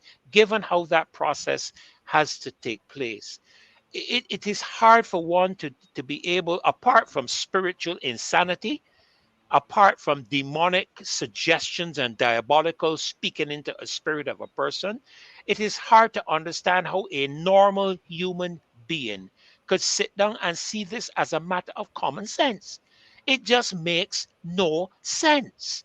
And when one looks at the collective grouping of persons, lawyers, business people, people who train. I know that Sandra husbands who trains and all this kind of stuff. I mean, when people look at how that group is put together in terms of the cabinet and the advisors that they have, how could this even get to the parliament in this state? And to be brutally frank, I think the whole bill should be discarded and start from scratch. I don't think anything should be addressed in terms of sections. I think the whole bill needs to go back to the drawing board and come again. Let me put it that way. There's just too much rushing. They're rushing. But Marcia, she pointed to that. And remember, in her speech, she specifically cited these 5 bills that government put through while people were distracted with a festival. Yeah, and they came. Listen, you know what? They went to They went to the lower house on the 8th. Yes. The 8th of the 8th, 4 days after people were. Who would have? Nobody's read them. Nobody knows anything. The 8th of the 8th. and they wanted to push through all 5 of them one time, and now want to go back and say, oh, this was done under another administration. Oh, this is your time, and this is 2025, and these are your people, the people who put you in power, and this is what you're bringing. It's somebody said here the whole bill wants well, come out. We're saying to you, come out. Right now we have another. There are 2 things, and I can't even touch the 2, Don, because I know you all need to leave very soon. Right, we have 10 minutes, but let me try and calm myself down to get into this other one here. Now this has to do with our brother Kemar Stewart, right? A young man like yourself, Don. Actually, Kemar is who connected me to you, Don. Yeah, I remember. Yeah, it's Kemar. Kemar, will always be part of our family, always. And he knows he has an open door on the show. Dr. Ferdy and myself, we've written him, and he knows that. But I want to look at this. We've all seen it going around, where let's if Dave check his WhatsApp, he will see what the Prime Minister said. And if we're going to do a short version of this, because I did a lot of research on it. But Dave, can you put up for me, if you're able, if you check your WhatsApp, you will see something there with Mia Motley. And thanks to the person who they just took their phone and got it right when she was saying it, and copied it. And so what's going on here, panel and those who are watching. The Prime Minister says that a political leader, right, or person put out a video saying that a number of preposterous things. One of them, she said, is that you can't vote without a Trident ID. All right. Now, the question is that true? She said that it's false. And it's nonsense. And it's lies, basically. She says it's false. That this, and they need to speak up or some or shut up. Speak up or shut up.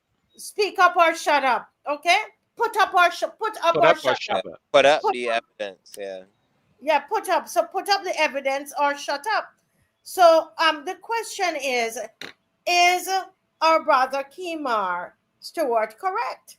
So I wanted to find that out, because on the show, I don't know if probably ZICO or because Don came on a lot when we were dealing with cybercrime bill, and ZICO when we were doing with the crime. But we spent a long time on the show, Dr. Ferdinand, looking at the Trident ID and the Barbados Identity Management Act. We spent 2021. That's when it was passed. And truthfully, let me see, Dave, are you able to put that up? Not as yet? Excuse me, please.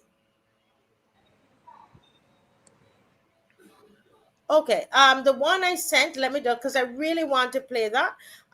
What I sent has audio, so just hang on. Let me take a look at that. But what I did, gentle people, what I did to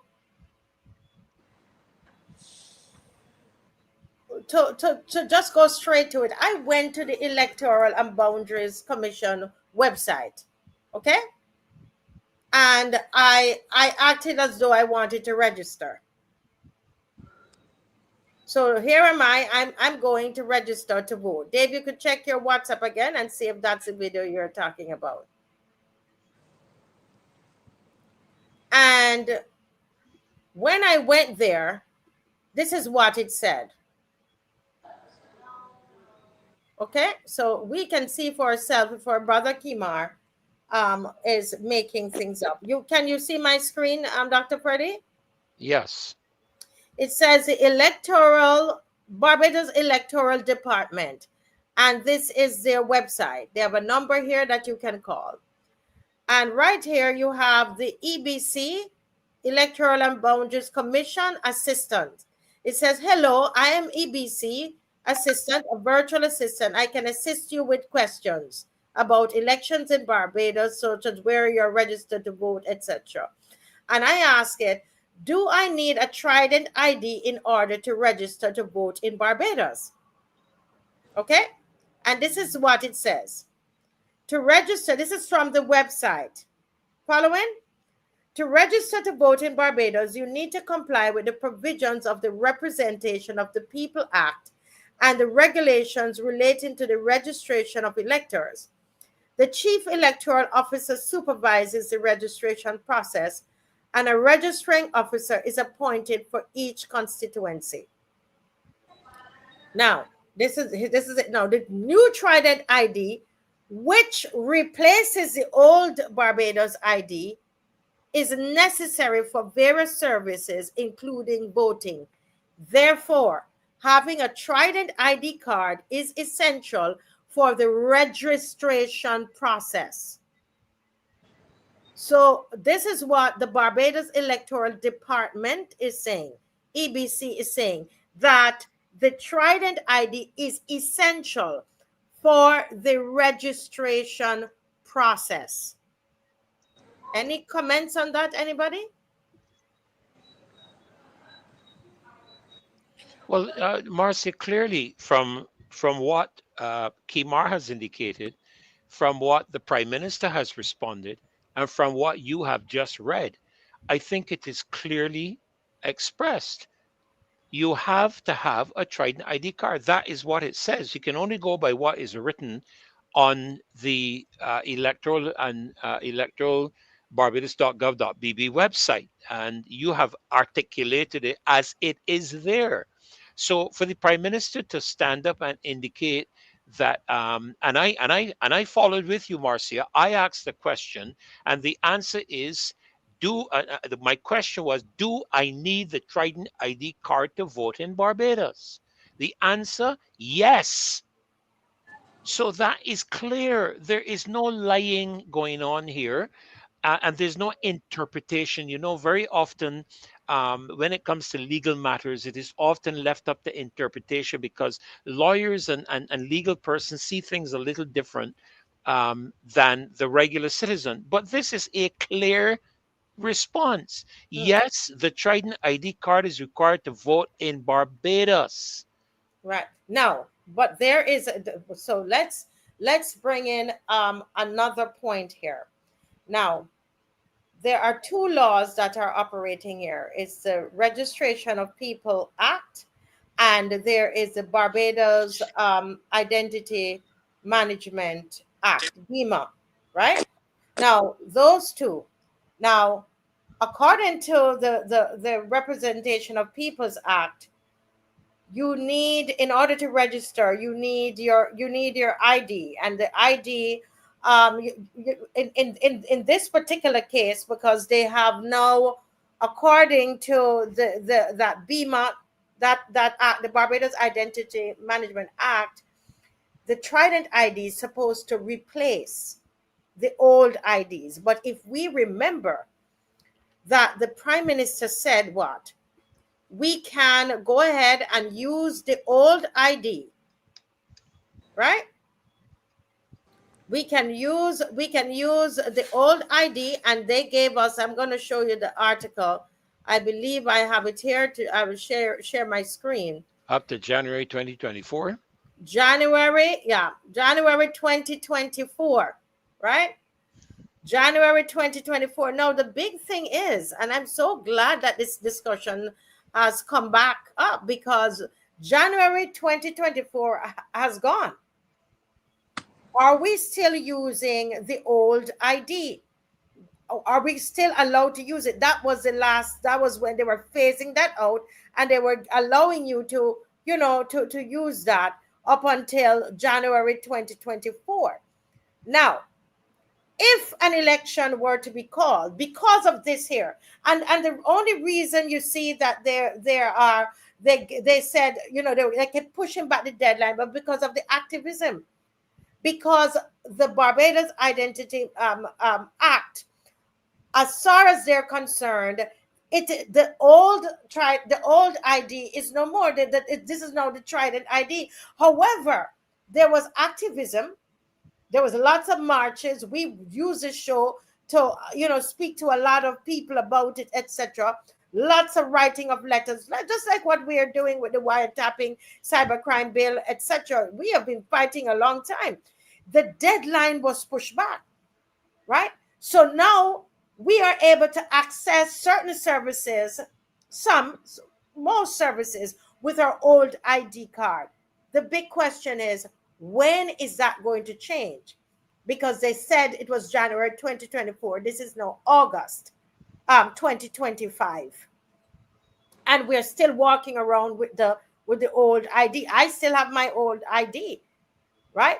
Now, look at this. Dave, if you could put up the other slide that I have there. There's another slide that I have there. Now, remember I said registering, to register to vote. Now, when you go to actually vote, you know you're supposed to bring your ID, right, ZICO? Yeah. Right. Yeah, you bring your ID. The question is, will they only take your Trident ID when you actually go to vote? Dave, can you put that up for me, please? You have that one.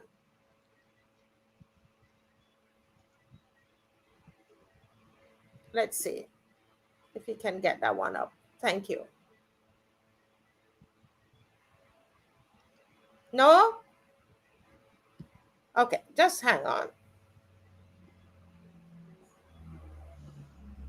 So I want you to actually see it.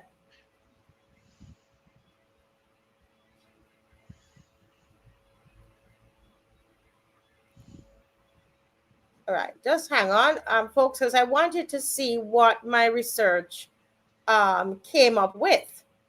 All right, and this, we're doing a short version of it tonight. All right, Dave, look at this. It's right there in the WhatsApp, please. Is that the one on the screen right now that you're looking at? Okay, well, no, not this one. Yes, thank you. All right. So what ID is acceptable to vote in Barbados? Currently.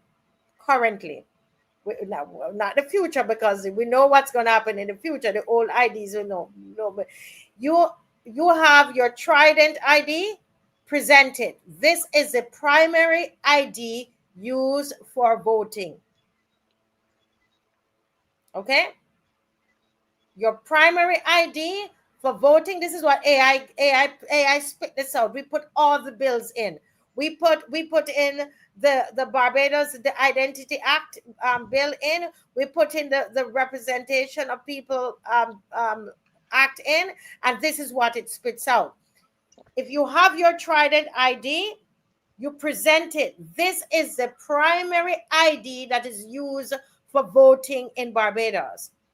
If you don't have a Trident ID, you can present a valid passport or driver's license. Okay? This is what is current, okay? If you don't have any ID, the presiding officer may check the register and accept you if they're satisfied. So if you don't have any ID at all, you can be. But it will be the presiding officer who is going to determine whether or not they can. And that's coming out of the Representation of People's Act, which is, I said, is a combination of all the different acts, okay? But the catch-22 is this, guys, viewers, is that, remember now, the Trident ID is going to be the ID that supersedes all other IDs. So if you don't have the Trident ID, you can't get your passport and you can't get a driver's license. That's what's going to, when they phase out the old ID, if you do not have the Trident ID, you are not going to be able to get your driver's license or a passport. So you kind of, eventually in the future, you're going to be stuck. You will have to get the Trident ID. Basically is what that legislation is actually saying. No Trident ID, no pass. You're not going to get passport, no license, no services, according to Section 24 of the Barbados Identity Management Act.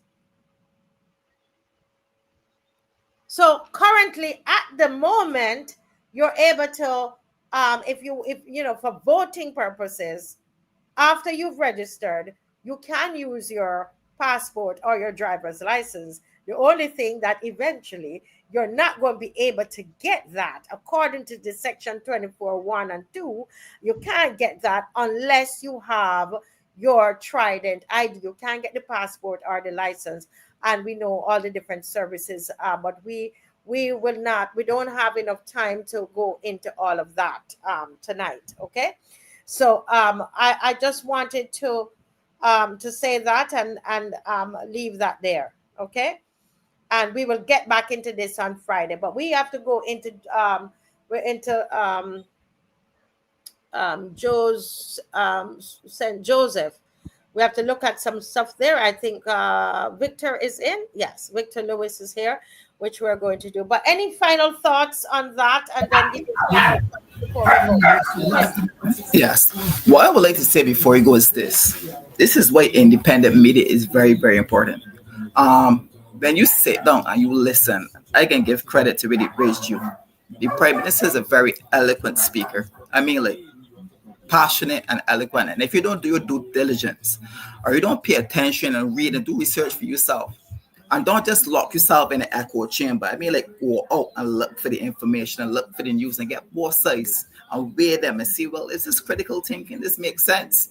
I mean, like, then you start to understand and see things. Because I can be honest with you, listening to what she said, I was like, I started to question what I knew for myself. I was like, but are you sure? You know, and then you breaking it down right now. I mean, and this is where this platform is so important. For those who may not have the means, for those who may not have the influence or the affluence, or even the network, to actually let the voices be known, or even heard, or information be spread. This is why platforms like this is very important. Not just legacy media and those that we hear from the radio and stuff along like that, but for platforms like this. And this is where we have to give credit where it's due. Because fancy words, wonderful looking presentations, little jingles in the beginning of a speech could sway you and influence you. But really and truly, do your due diligence. Listen. Go and do some research. Don't lock yourself in an echo chamber, peoples. I mean, like, seriously. If not, one day we're going to wake up and we will not recognize Barbados. One day we will wake up and wonder how it got this bad. And it's small, little micro. It's not the macro things. It's little things here, legislation here, there, and this and that and more. And then before you know it, Barbados is lost forever. So before you go, people, just do your due diligence. Do your research. Don't lock yourself in an echo chamber. You understand? And Marcia, thanks you once again. Loyal opposition. It was a pleasure being here tonight. And everybody have a wonderful night. Thank you. Yes, God bless you, ZICO. God bless you, ZICO. I think Don dropped out. Okay, thank you. Excellent. Yeah. Oh wow, it's so much going on. You know, so much going on, and now you're coming with another thing. I tell you. Oh, Mr. Lewis, you're Mr. St. Joseph. Listen, we're just gonna we're giving the platform over to you right now. We're giving the platform over. So you go right ahead. You go jump right in. You know, Pastor, I talk about material. So we have so much material here to deal with, you know. I just use a piece of watermelon here, see that? Yes. Yeah, the watermelon helps you to get up the hill, right? So, you know, we have so many hills to be climbing now in St. Joseph. So I strongly recommend some watermelon because Can I tell you that we went on hiking with Mr. Lewis, my family, and you know, we went on hiking, and he had us. Dr. Ferdinand, he called us dead weight. He said, "You don't like to do nothing with dead weight." We were lagging behind. Listen, this man almost killed us in St. Joseph. But yeah, man, well, see that what the watermelon had to get up the hill, you know. Well, I tell you, Marcia, if you really want exercise process, St. Joseph's, there you go. But you better be prepared, because I don't know a lot of flat land in St. Joseph.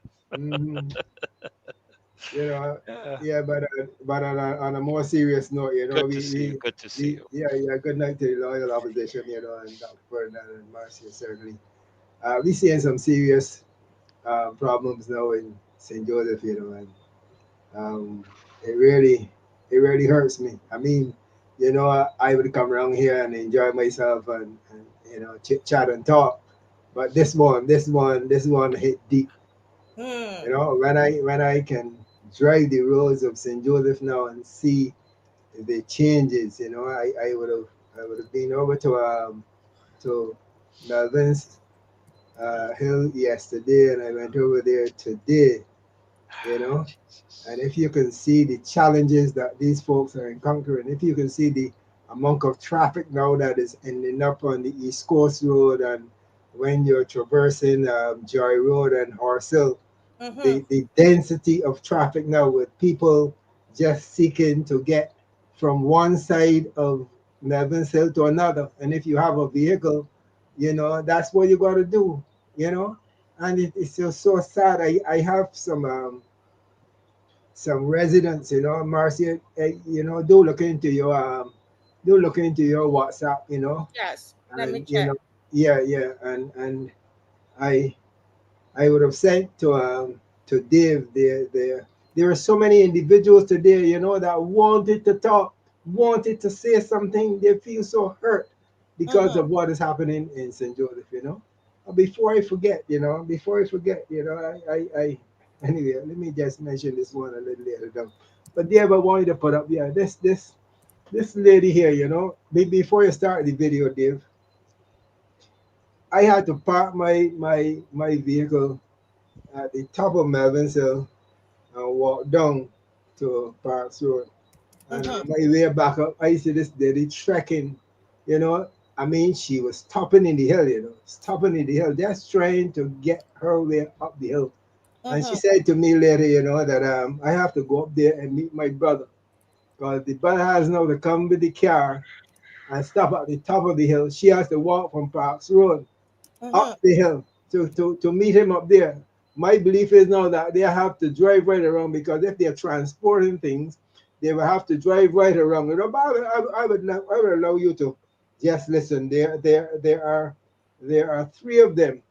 There are two videos and there's one audio. So I hope that Dave could look into his WhatsApp. There's an audio file there, and I want you to play that audio file, and there are two video files. So just roll the videos. Go ahead. In there's not Wilson Hill, Melvin's Hill, you know, and I saw her walking up the hill, and I decided just to stop and talk to her, you know, because it seems to me as though it's a trek for her to walk up this. Tell me the problems that you've been experiencing since this occurred, and maybe other problems in. Well, it takes longer now to get to town, and then the transportation as it is very poor, and now is basically almost impossible because you gotta wait really long now for a bus to get from town to St. Joseph and to get back to town. So at this point, it's really stressful. Apart from this, what I'm really concerned about how long it's going to take to fix the bridge. This bridge has been in problems from back in the 90s, and it's been complained for time and time again, and it's been ignored. My problem also is how can the minister make diversion about roads that is impassable?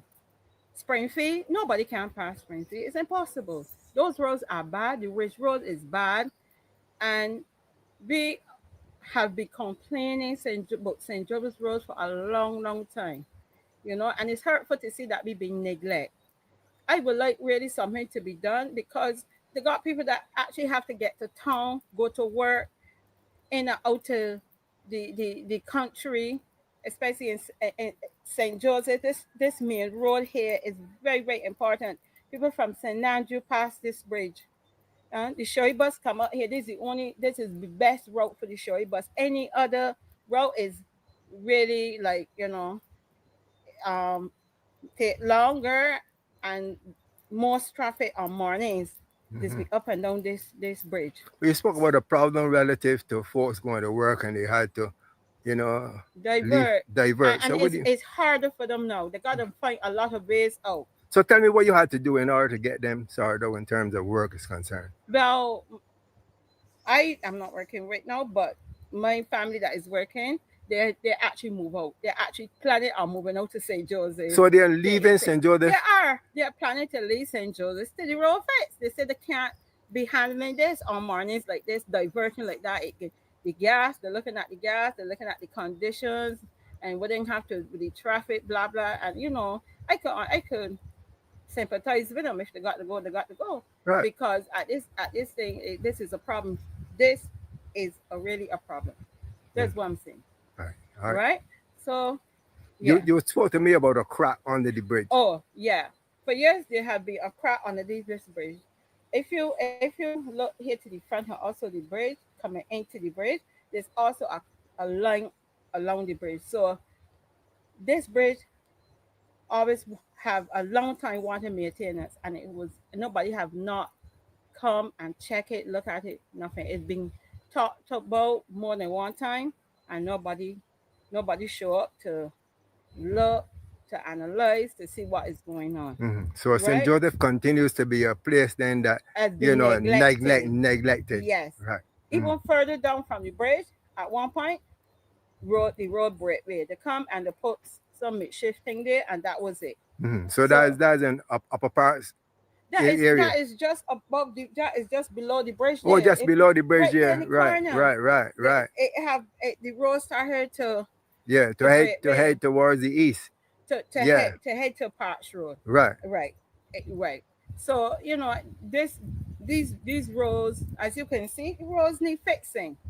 Nobody's fixing the roads. Nobody's doing anything. So you have Spar Hill on just a few years there. That damage. Right. Lanes Bridge. Chimareza need fixing. Also, that's my brother. Right. I tell you, so you yeah. know, All right. we need to. Thanks a lot. You gotta go. I gotta go. Yeah. Thanks. They need to get the road fixed. All right. Thanks.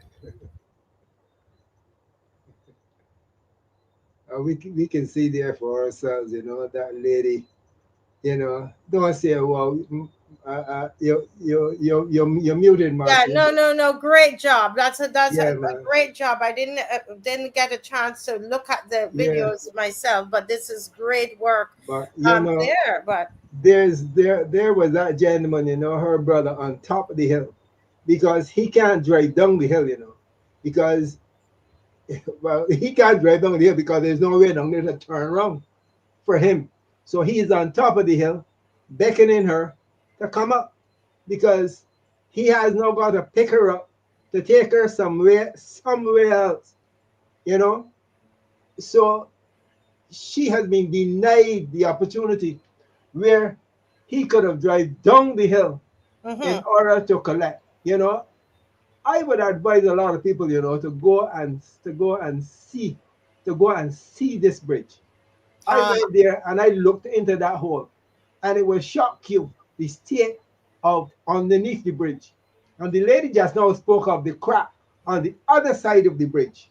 And I'm saying that if we have a constituency rep that has been in place for so many years, and all of these things he neglected to see, I want to say to the representative for St. Joseph that he should tender his resignation.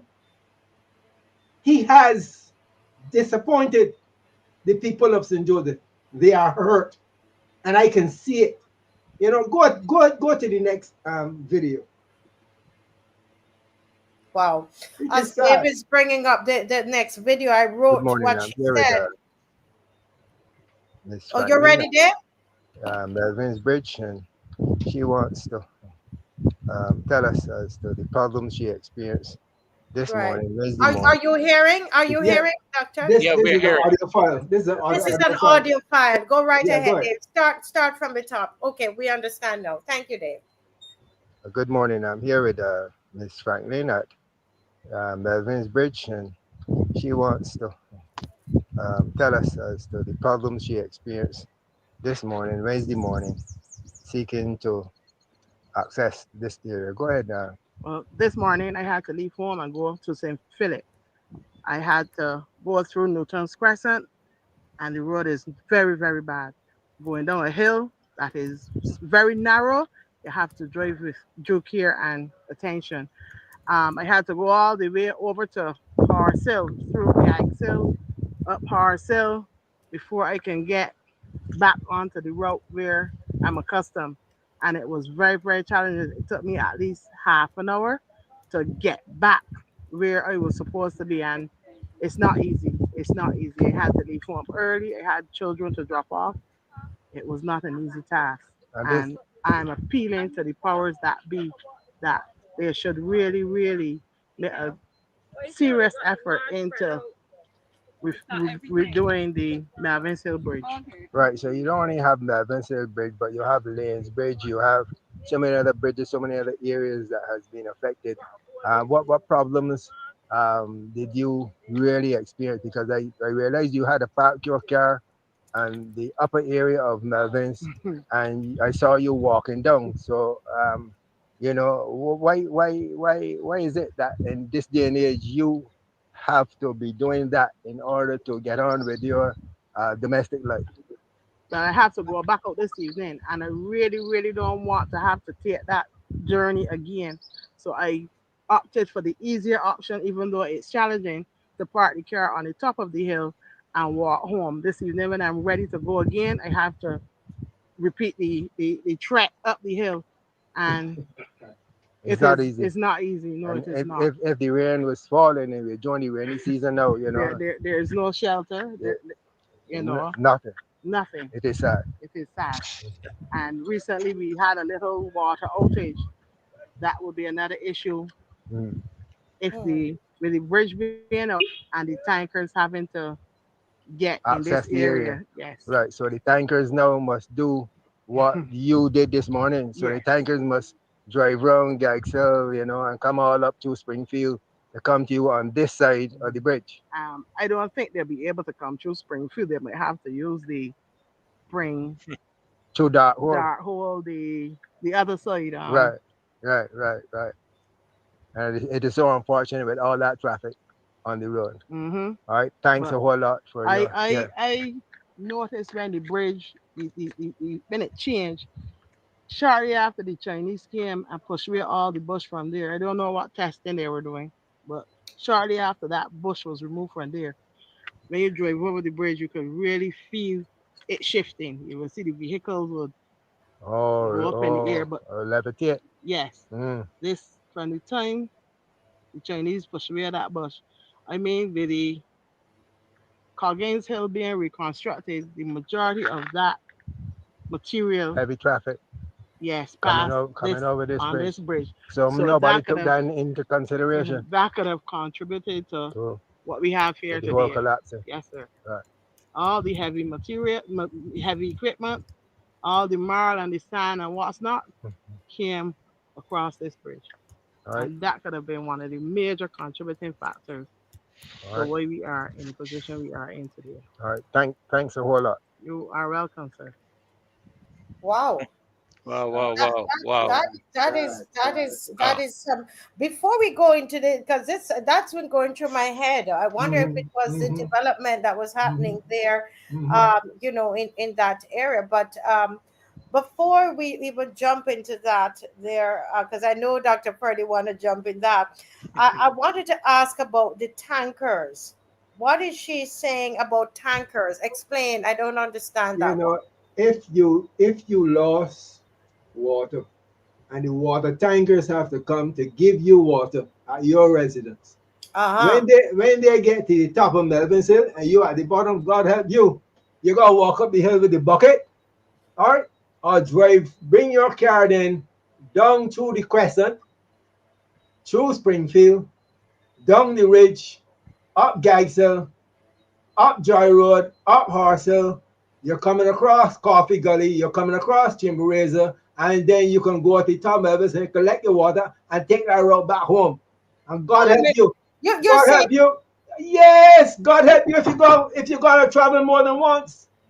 2025. Yes. 2025. So you're saying some of these people are without water, so then they're accustomed for a water tanker. A water tanker. So how will the water tanker reach them? Not only that, how would a fire truck? How would an ambulance? And then the Attorney General is gonna sit down and say he's gonna have this bridge repaired in a year. and you see the challenges that these folks are subjected to today. But Yeah, hold a minute. Dr. Ferdinand, I know, just bear with me. As a female, I'm trying to understand this thing. You're telling me here, Dr. Ferdinand, he's saying in 2025 that people would have to carry water on their heads. Yep. In this country, Yep. Barbados, Yep. that all those millions of dollars just spent on regathering, another set of money spending on Carifesta, and you have millions spent on cricket. On cricket. Hold a minute here. I want this to sink into. I want people to see this is sinking, because some of you, because you can go and turn on your tap and you get water out of it. I want you to think about what's happening in St. Joseph and the crisis that is happening in St. Joseph right now, Barbados, all 900. These folks can't survive another year. Marcia, go ahead. $100 million US has been acquired by the government for road rehabilitation. I am going to check my files, but I believe in 2018 when they came to office, another 200 and something million was obtained from the Inter-American Development Bank for road infrastructural repairs and so on. I will check the records on that. But Marcia, we can fix the highway out by Dighton Griffith School. Listen to me carefully. Out by Dighton Griffith School on the highway that really did not need any fixing. It's not that it was so bad it needed to be dug up and redone. All right? And you can't fix these roads in St. Joseph. And the current representative, if I'm right in saying so, Victor, has he been there for around 30 years? Well, yeah, could be. Could be around. And what I found disingenuous, I listened to his interview with the media on the spot that you just showed, along with the Minister of Transport. And I could not believe he talked about the fact that these roads have been in need of repair for some time now. I could not believe that. I don't know how. I don't know how the representative for St. Joseph can sit down and recommend through MTW that Springfield can be used as an optional road to travel on to the Wish Road. If you go and you inspect Springfield Road, right opposite the point where they used to go for the sand, there is a hole in the road with that culvert getting ready to collapse. That's why the lady said just now, it is so challenging, and she used the word that, it is impossible to travel through Springfield. For me, with my little 4x4, I managed to make it through, but it is rough. Yeah, just hang on, please. Yeah. Yeah, we have a caller there. You can go with the caller. Yes, we have a caller. Can you hear me? Are you hearing me, Dr. Ferdinand? I can. Yeah, I am hearing you, but I thought I heard the caller just now as well. Okay, caller, go right ahead. Let's see if we can hear the caller. Caller, go right ahead. Good night. Welcome to the Marcia Week Show. Hello? Yes, good night. We're hearing you now. Welcome to the Marcia Week Show. Just raise your voice a little bit for us. Thank you for calling the Marcia Week Show. Are you a resident of St. Joseph? Yes, I am. Yes. And what are your concerns, sir? Well,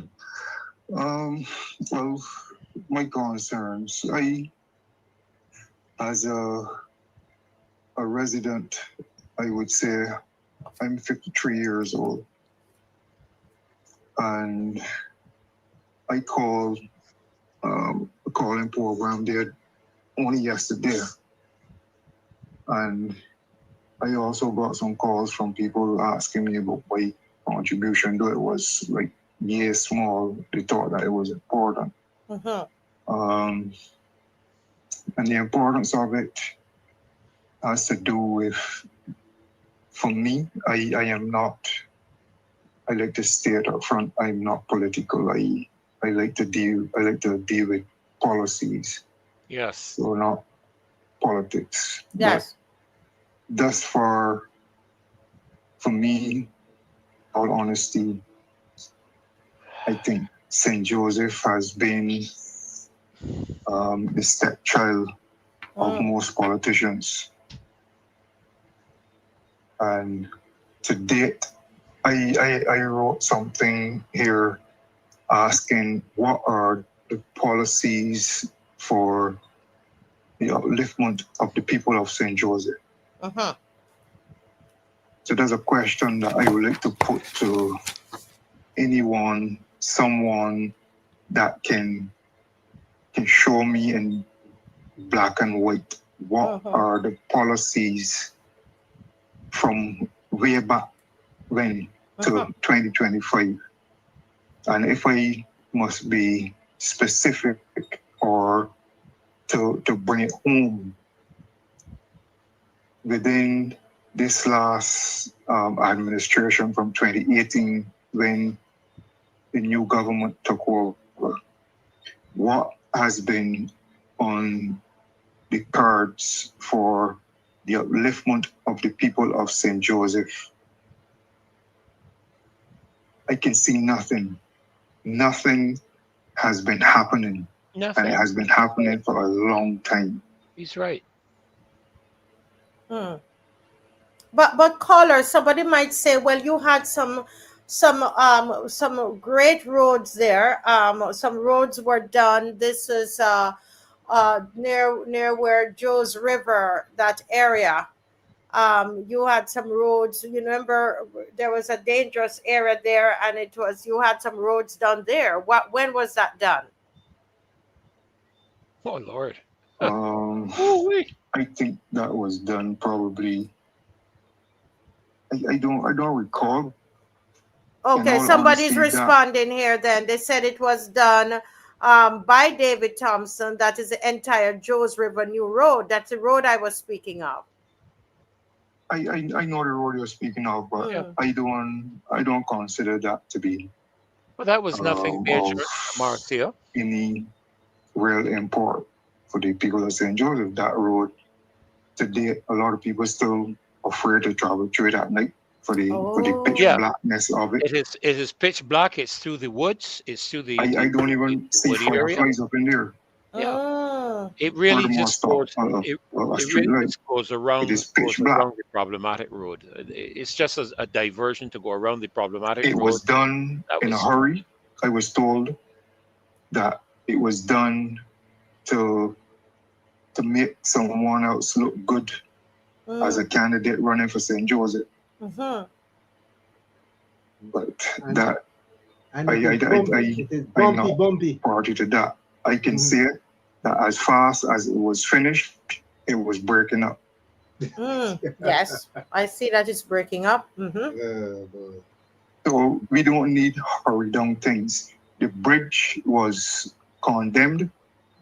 A lot of people spoke about what they wanted to say about the bridge. Yeah. My mother, who is now 84, said that the bridge had the that thing in it, what they consider to be cracks. The bridge had that when she was a little girl. Wow. The bridge had cracks since your grandmother was a little girl, and no, my mother. Your mother is 84. She's still alive. Yeah, she's 84 now. Wow. And they probably said that when they had condemned the bridge. But the thing is that if the people would come into the constituency and talk to people that know what is going on, they won't make decisions that benefit other people and not the people in the constituency.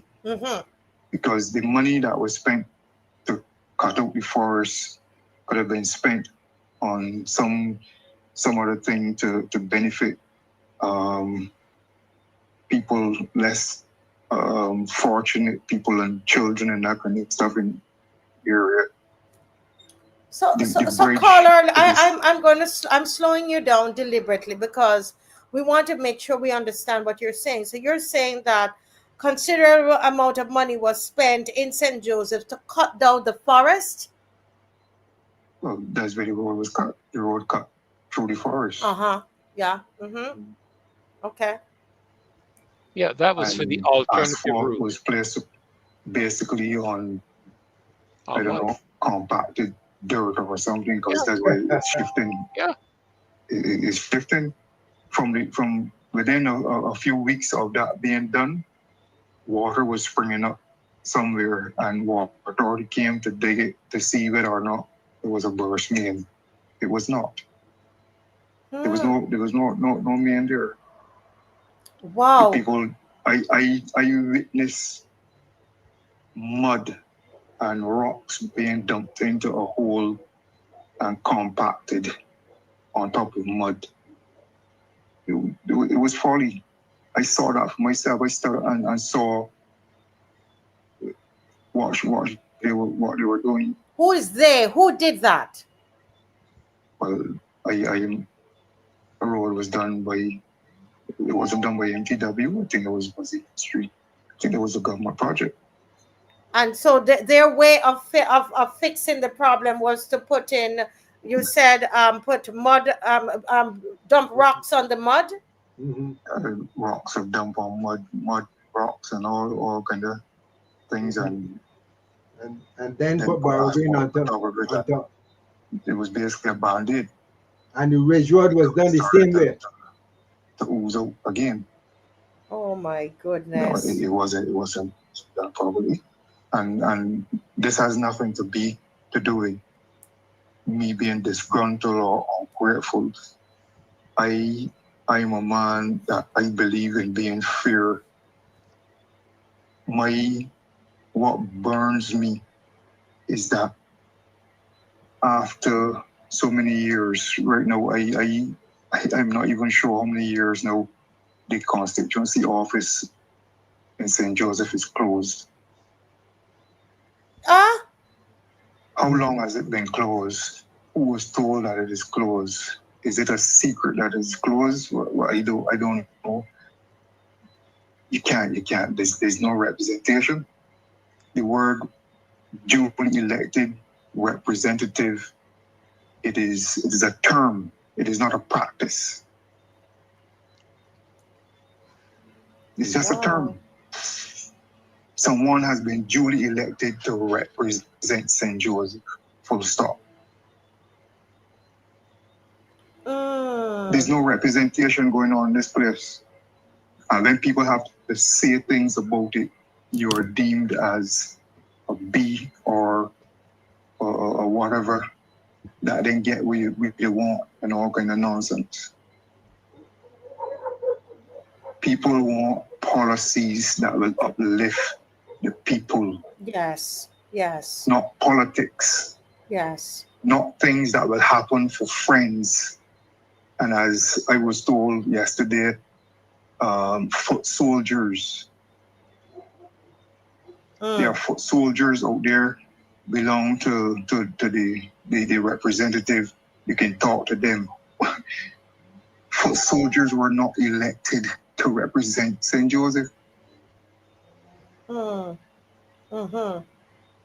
the analogy of you going to the clinic or to the hospital to see the doctor, you come upon the security officer, he greets you very nice and direct you where to go. You go in, you get the nurse. She take your pressure, your temperature, you weight, everything. And then they tell you that you're free to go. But I ain't see the doctor yet. Where is the doctor? Those are the foot soldiers at the hospital or the clinic. Where is the doctor after all of these years? Yeah. Let me ask you, caller, how long the representative you have there right now, is Mr. Dale Marshall. How long has he been the representative? Since 2018? 2018? No, man. 25 years, no, about. So, Well, the so government St. would have changed. Joseph, The St. government would have Joseph is changed, mainly, is it normally a BLP constituency? I don't understand. Somebody, please, somebody would have to well, enlighten me. I am not that deep into politics. I just speak on what I understand. And what I understand is that government would have changed back then. So since 2018, Mr. Marshall would have been duly elected representative for St. Joseph. I have seen him on occasions, but in these past few years, and I am subject to correction, but I cannot remember seeing him just before COVID or after. Okay, you have not seen him for a little bit. Okay, somebody says that he doesn't live in St. Joseph. So have you got? He doesn't live in St. Joseph. That's what somebody said. He doesn't live I don't here. understand that. All of the representatives for the parishes live in the parish. No, they don't. I don't understand that statement then. And he don't live in St. Joseph. He don't live in St. Joseph, but he's been in St. Joseph though. I can guarantee you where I can carry you and show you him at some point in time on a Sunday afternoon. And it is not at the constituency office unless then that place has changed the constituency office. So he's there. Do you see him in St. Joseph? You will glance him, but it's not at the constituency office because the constituency office has been closed for years. Is what somebody online is saying that as well. Marcia. I wanted to go to him as my representative. I wanted to go to him to discuss a matter for the upliftment of St. Joseph. Yes. And George River in particular. I asked a young man that I would consider to be a neighbor next to the constituency office, which days Mr. Marshall is usually here. He said, boy, I haven't seen that gentleman in a while. So you have not been able to share these concerns with him? No. And like I said, it is something for the upliftment of St. Joseph and George River in particular. It is for the people. I want to share the idea with him, get some feedback, and I know that he knows who he can direct me to. Yes. Wow. Oh my goodness. It is still there languishing. It's still there. Yes. What you want to say to the rest of Barbadians tonight before you go? What else? Because we can hear the heaviness of your heart. Is there anything else you want the rest of Barbadians to know? What I would like to say, and heaviness of heart does not describe how I feel. Trust me. It doesn't describe how I feel, and I don't want nobody to think that I am attacking Mr. Marshall as an individual. I am dealing with a lack of representation. That's all. Yes. That's what I'm dealing with. I'm not attacking no one's personality or character. Nothing of the sort. I have here written down a lack of visitation to St. Joseph is a direct result of these bridges in this condition. And it has to do with the representatives for St. Joseph, whether it was B or D, because this happened under all of them. Right? All of them. And the Ministry of Public Works. Nobody in these places comes out into the Scotland district and do any visuals, no visits. If you don't visit, you cannot have a vision. You cannot see what is going on in these places. Yes. You need to come out. You need to do your work. You cannot sit down and collect a salary, and at the end of the day, you're comfortable with it. While people suffer, while people are being cut off, St. Joseph, St. Andrew, and St. Thomas people are being cut off from society. Then you have to drive across the world to get back to society. The Ridge Road, how many years has the Ridge Road here has been doing, or rather not doing, has been left off, has been forgotten? How many years has the Ridge Road been abandoned? Now that this place is in this condition, people going to be forced to come down through there. Yes. They're forced to come down through these bad places. This is a tourist belt. A tourist belt. It pains me, it burns my heart.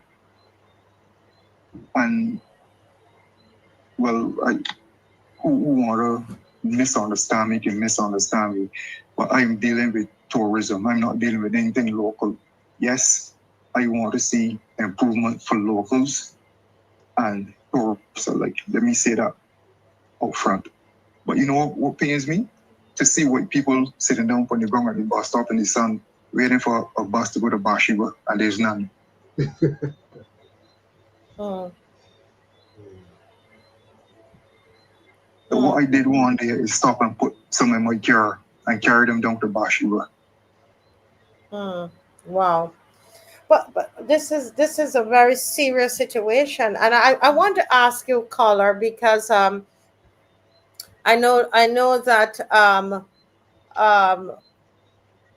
I don't know how much time you have, but I know Mr. Dr. Ferdinand and of course Mr. Lewis wants to jump in here. I just wanted to give you the opportunity to speak, but I want to ask you: do you think we've been talking about the kind of construction that is happening there in the Scotland district and the development that it seems, that is happening in the Scotland district. Do you think that might have anything to do with what is happening there on the roads of St. Joseph and specifically those bridges? Do you think that there's some issue with the structures, how the construction is happening there at Scotland District? Well, I honestly can't speak to what is going on in Bathsheba and anything outside of that. What I would say is that I know that the bridges, they have age on them. Yes. And if they continue to allow these big trucks with such load, the trucks already are heavy, and then they are filled with all this load, that in itself will weaken these bridges. And I can say that I saw there's a sign up at the bridge at Gags Hill, coming from the East Coast or coming down out of George River. And I witnessed a very big truck coming over that bridge behind me one morning. It's like this man, he can't see the sign. So people are still flouting the law that, such tonnage should not be coming over the bridge. But on the topic of the construction that's going on in Bathsheba, I've seen some really bad damage down there for sure in roads in terms of cracks from these same heavy trucks. As I'm talking now, certain things are coming back to me actually. But specifically when it comes to bridges, I cannot say that there's a bridge down there that is damaged by it, but the roads down there are being destroyed by this heavy equipment. I also saw how people with deep pockets are coming in and doing, as they would say it, as they like. And nothing or one saying anything about it. It really baffles me to see how we live as a people. We speak about a lot of Pan-Africanism, that kind of stuff, but at the end of the day, colonialism is still ruling the roost. Yes. We do not seem to be able to guide ourselves. We sit back and, people just come in and dominate because of the size or the length of their pockets. Yeah. And Bathsheba in particular is a place that is being defaced. All of these years, there's a sand hole, as we will call it, a sand hole or a sand pit over by the Ridge Road. If you go over there, I don't remember the exact name of it now, but people in Georgia would know what I'm talking about. Springfield. That sand hole got shut down because it was said that that man was defacing the Scotland district. That is the reason why I heard that was shut down. So you can stand from in Bathsheba and look across, or if you get to a high point and see the scar that is left in the side of that sand dune. And that was a business. That man was making a living, and he got shut down, a black man. But now a white man can come and scare Bathsheba. He just ripped the heart out of Bathsheba and left it in a mess. And who gave approval for that? Who approved that Bathsheba be cut up like that?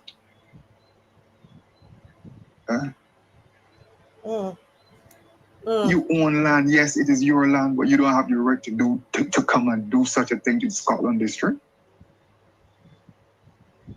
It is your land, but you have to work within the confines of this place. This is the Scotland district. It's supposed to be some kind of preservation.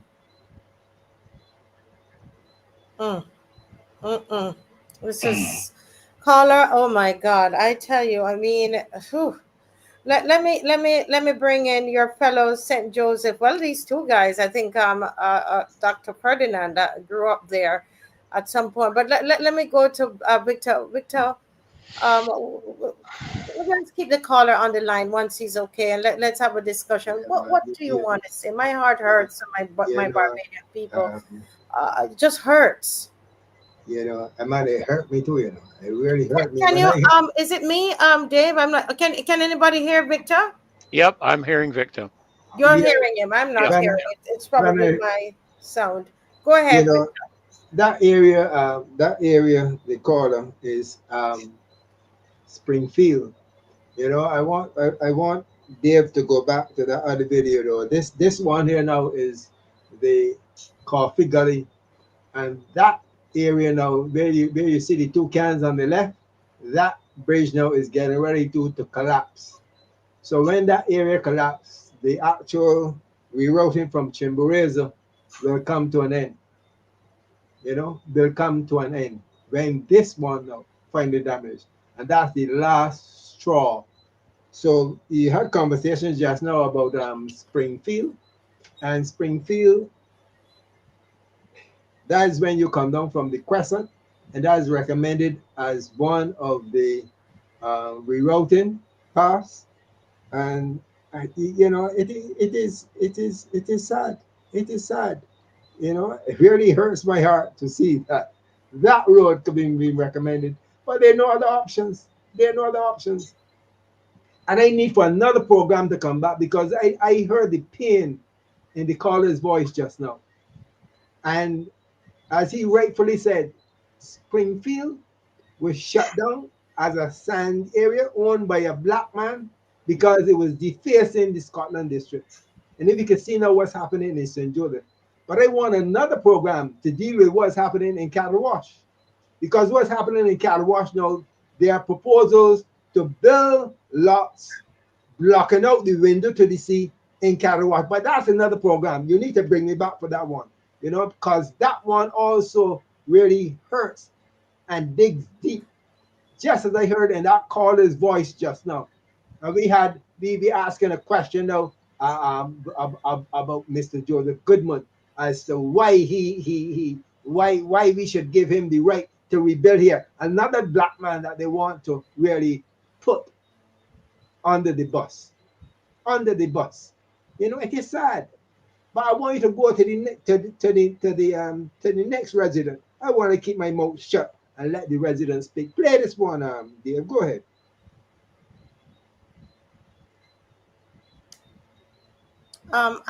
You're are you still there, Matthew? Yes. Yes. Yes. Let me hear Dr. Fred and Dave is playing something now. Okay. Yeah, we play this one first. Yes, go ahead, Dave. Melvin, and that is the road closure. Up that side takes you up as though you're going to Bridgetown. This side here takes you into Lower Parks.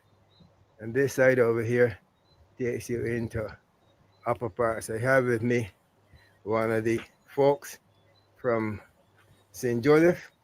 He lives over Lamins, and you want to tell us how this problem here has affected you and maybe your friends living in the Lamins area or the surrounding areas? Listen. I have fight people bother because people got further to walk, got a lot of shadow, but only has people in that side. So in terms of the transportation network and the rainfall and the amount of problems that you would have foreseen with the closure of Lanes Bridge, with the problems in Erie Hill Bottom, Spar Hill damage, you know, were you foreseeing this as a potential problem that the folks in this area would have been experiencing?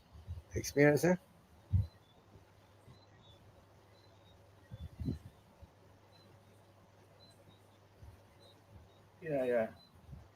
I mean, all the roads in St. George, check all them bad, all bad. Namely, give me some names that you realize that would have been bad over the course of time. I mean, like the roads? Yeah, the roads, the bridges. Check them bridges that break down. Right now, damn parts are breaking down too. Right in Parks, right there. Right there. Upper Parks. Yeah. Right there breaking down. Mm-hmm. Lower Parks, then they're bad too. All over Fulford Hill. Fulford Hill bad, Lower Parks bad, Upper Parks bad. Tell us about Lanes Bridge and Lane Bridge. But you turn out now, you can't pass through there. You can't pass through the bottom neither. And real pressure. Real pressure for not only you but for the residents in this area. Exactly. Mm-hmm. So what do you think about Coffee Gully? Coffee Gully, then they want to. What you were saying? What are the potential problems that you're seeing would most likely occur in that area? And if it happens and that collapses out, even Timberriza. Yeah. Even Timberriza, all that going all across near the Hunt Garden, all that road up there bad. Right. Roads want fixing bad. Mashing up people's cars and stuff. Mm-hmm. A lot of potholes and you gotta drop it. So when you ain't got in a car, but it's hard. So it's hard on you, your family, and the other residents in the area. Or when you think of Chimborazo, you mentioned Chimborazo. you got a problem with that area too, because I would have seen there close to the Jehovah's Witness Church. There's some slippage going on there. How do you think that is going to affect us in the future? Yeah, for everybody, everyone don't make it to do something about too. Oh, so we get helicopter. You got to get a helicopter to get in. Wow. Because at this point now they're looking to for us to commute via Springfield. Yeah. And you know how even the Ridge Road, Coconut Road. Yeah. When I get down too hard, you think down there, like many questions say, all down to there, bad, that road real bad. But how could these folks be redirecting traffic through an area that is so bad? You know? I think that just you gotta get helicopter and get in. Wow. So it's so unfortunate that we reached a stage just like this, you know, in Barbados in 2025, when these have been problems that we were seeing on the horizon for quite a while. Yeah. I think it is sad. So what's your name again? Sir, I think you're from Lamens? Yeah, my name is Bentley. Bentley, yeah. So Bentley has been here with us this morning. He's down on the top of Parks, relaxing, and certainly we want to thank him for echoing his concerns about what is happening here in St. Joseph. So on behalf then of all the residents of St. Joseph, then we want to thank you, Bentley, for your response to our request.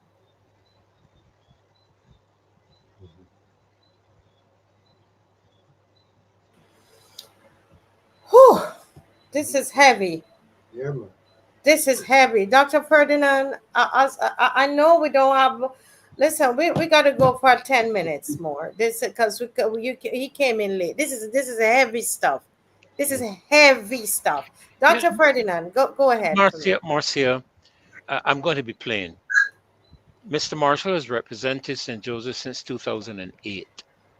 That's when he was first elected under the BLP government in 2008. That's 17 years. I'm not going to go prior to that. St. Joseph and St. Andrew, and I know Victor will bear this out with me. St. Joseph and St. Andrew have always been parishes with difficult road maintenance because of land slippage, water, all these different things. My father worked for years, Victor, I don't know if you would even recall that, Frederick Nichols, worked for years with the Ministry of Communication and Works, I think it was at the time MCW, when Rockland bus was down in the bottom down there by the St. Andrew's Church Vicarage. Remember when the bus terminal was all down there? We used to have the buses that you had to hang on the side and drop down the canvas so you didn't get wet when the rainfall. And my father was working with the transport board, with the Ministry of Communication and Works at that time. And if you see how they had to set up the foundation for the roads and the bridges to prevent movement, it would be amazing to see. You would know the wire units. You know, I don't know what they call them, where they fill them with stones. Those big wire units. Gabions. Yeah, and put them down. And when you look at the road that the gentleman is speaking about, that takes you down St. Joseph, diverts around the Jos River area. I know the gentleman that used to have the house there with the Great Danes. I can't remember his name now. Takes you around that, up through the forest. No major foundational work was done on that road. None. I've traveled down there. As a matter of fact, Victor, I sent you a message. Take a look at it for me, please, and get back to me and let me know. No major work has been done in the St. Joseph area when it comes to roads. And somebody in the chat, you don't want to deal with conspiracy theories, Marcia, but you're left to wonder sometimes if there's not any deliberate effort to maintain the parish in a dilapidated state, because under those conditions, sale prices for properties are cheap, and we can clearly see that there are people who are being directed in terms of investment for the purchase of land in that area. And as a result, the people living in St. Joseph have been suffering. I don't want to hear what has gone on in the previous administration. I do not care. This is 2025, and the current representative has had 17 years to address these problems. You talk about water. Thanks, Victor, but you know that water has been a problematic matter in the St. Joseph area for some time now. And you can spend millions of dollars and build a brand new police station. I don't have any problems with that. Don't get me wrong. But you have a lot of residents just in the Horse Hill area. Victor, you can correct me if I'm wrong. Just in the Horse Hill area that don't have proper access to water. Tankers are going in there almost daily delivering water. And this has been going, St. Joseph is probably um, one of the most neglected parishes in Barbados. And let me add this. If this is happening in St. Joseph, it leads me to wonder what's going on in the other constituencies. I just met a traffic jam, Marcia. I don't know how well you know Barbados. I just met a traffic jam going from the Jackson roundabout to Lears. I decided to turn around and go through Jack in the Box Gully. And to my shocking surprise, when I got up, I don't know the name of the area up there, but just before you get to Jack in the Box, to the turn off that would take you to Vaucluse. Bridgefield. Bridgefield, the road is gone. The road is being dug up, completely removed. Completely removed. And I understand it's been that way for some time. Marcia, we have had hundreds of millions of dollars borrowed for road repairs. How are we prioritizing those repairs? How can we fix a few little potholes on the highway by Dyden Griffith, and I can name several other areas of the highway out by CBC, out that entire highway out there? Not that they didn't need to be fixed, but these roads in St. Joseph should have been prioritized. My concern with all that has happened here is that you have Erie Hill Bottom, you have Lanes Bridge, you have George River Bridge, you have now Melvin's Hill, you have Spa, you have Coggins. There's so many areas. You also have Springfield that didn't get to yet are getting ready to collapse. Yes. How is it with good leadership, with good representation in St. Joseph, this should not have happened. Correct. With a good strategic plan, this should not have happened. Where all these bridges collapse, and now people are trekking up and down the hill trying to navigate life. And the problems will really start, in 2-3 weeks' time, when school starts back. Then you can see some problems. This should never have happened. And I'm saying it is poor leadership on behalf of the representative for St. Joseph, because all these bridges should not, because we knew the implications of these things happening. So when Melvin's Bridge would have been taken out of service to be repaired, then Coconut Grove should have been completed, the Ridge Road should have been completed, and Coggins should have been completed. That we can set up a network of traffic going in that direction, because as the caller rightfully said, I don't know if he's still there online, as the caller rightfully said, if folks would communicate with the people, tell us what is going on, this should never have happened. When you come down to the bottom of Parcel, you see Erie Hill bottom close off, Liz close off, and just now Coffee Gully will be closed off. And as the caller rightfully said, the gentleman who was sitting there relaxing on Pass Road, just now we're going to be entering St. Joseph by helicopter. I'm calling upon the representative for St. Joseph to resign, leave office, because he has not represented the people of St. Joseph. And the state we are in now, it is there. I'm hurtful, I'm retired, but it pains me. I have a 4x4, but it still pains me when I see what people have to do in order to get on with life. It hurts. Wow, this is so sad. And to think that in the midst of this, people are without running water. In the midst of all of this, we have the caller on the line. I wanted to just release him. And then, yes, caller, can you want to make a final comment, a 1 minute comment? If it's okay with you, we are going to have another segment, God willing, on Sunday on this topic. We're going to stay with it. Go ahead, caller. Just take a minute and make your final comment. Well, my final comment is really a plead, and I was told that Mr. Marshall will not be running for elections for St. Joseph again. Someone is taking over from him. I don't know if that is breaking news to anybody here, but that's what I was told. And someone is being moved now for St. Joseph. So I am hoping that the student does not become the teacher. That's what I'm hoping. I'm hoping that the student will do better than his teacher and come with policies to uplift the people of St. Joseph. Yeah. Friends aside and look after the people that put you in the House of Assembly. It's a reason why they put you there. It has nothing to do with friendship.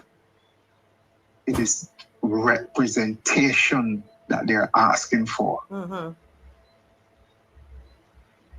Representation. Yeah. Yeah. So I am pleading, if there is anyone here listening that knows the individual, they can reach out to him and tell him that people in St. Joseph needs representation.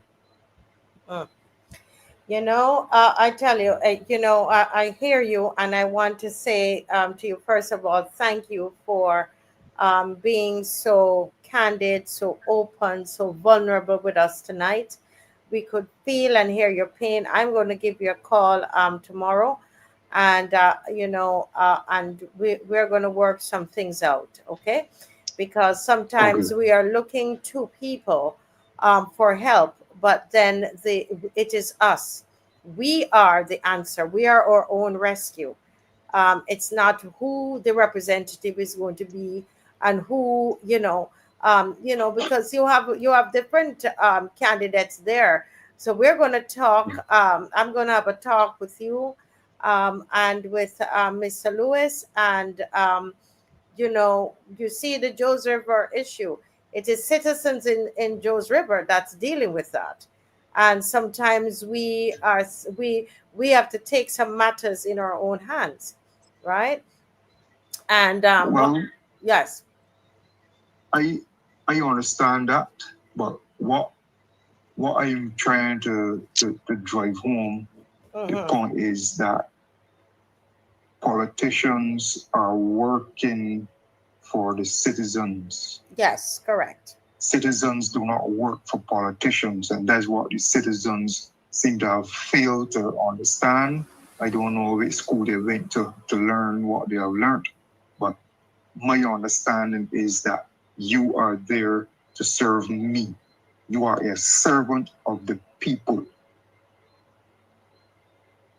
You said you want to be a servant of the people. Now that you have been given the opportunity, you're asking the people to serve you.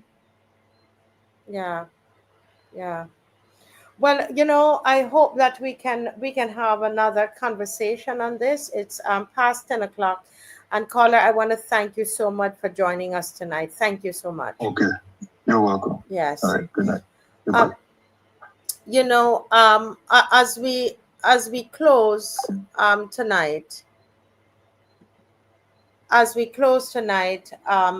Mr. Lewis and Dr. Ferdinand, I'm going to say something that might seem a bit radical, but I don't know. I don't see this thing being fixed any other way. That's just me. I feel that the people of St. Joseph must come together and to be able to say to these people who are doing construction in St. Joseph, all those people in the Scotland district, no more construction.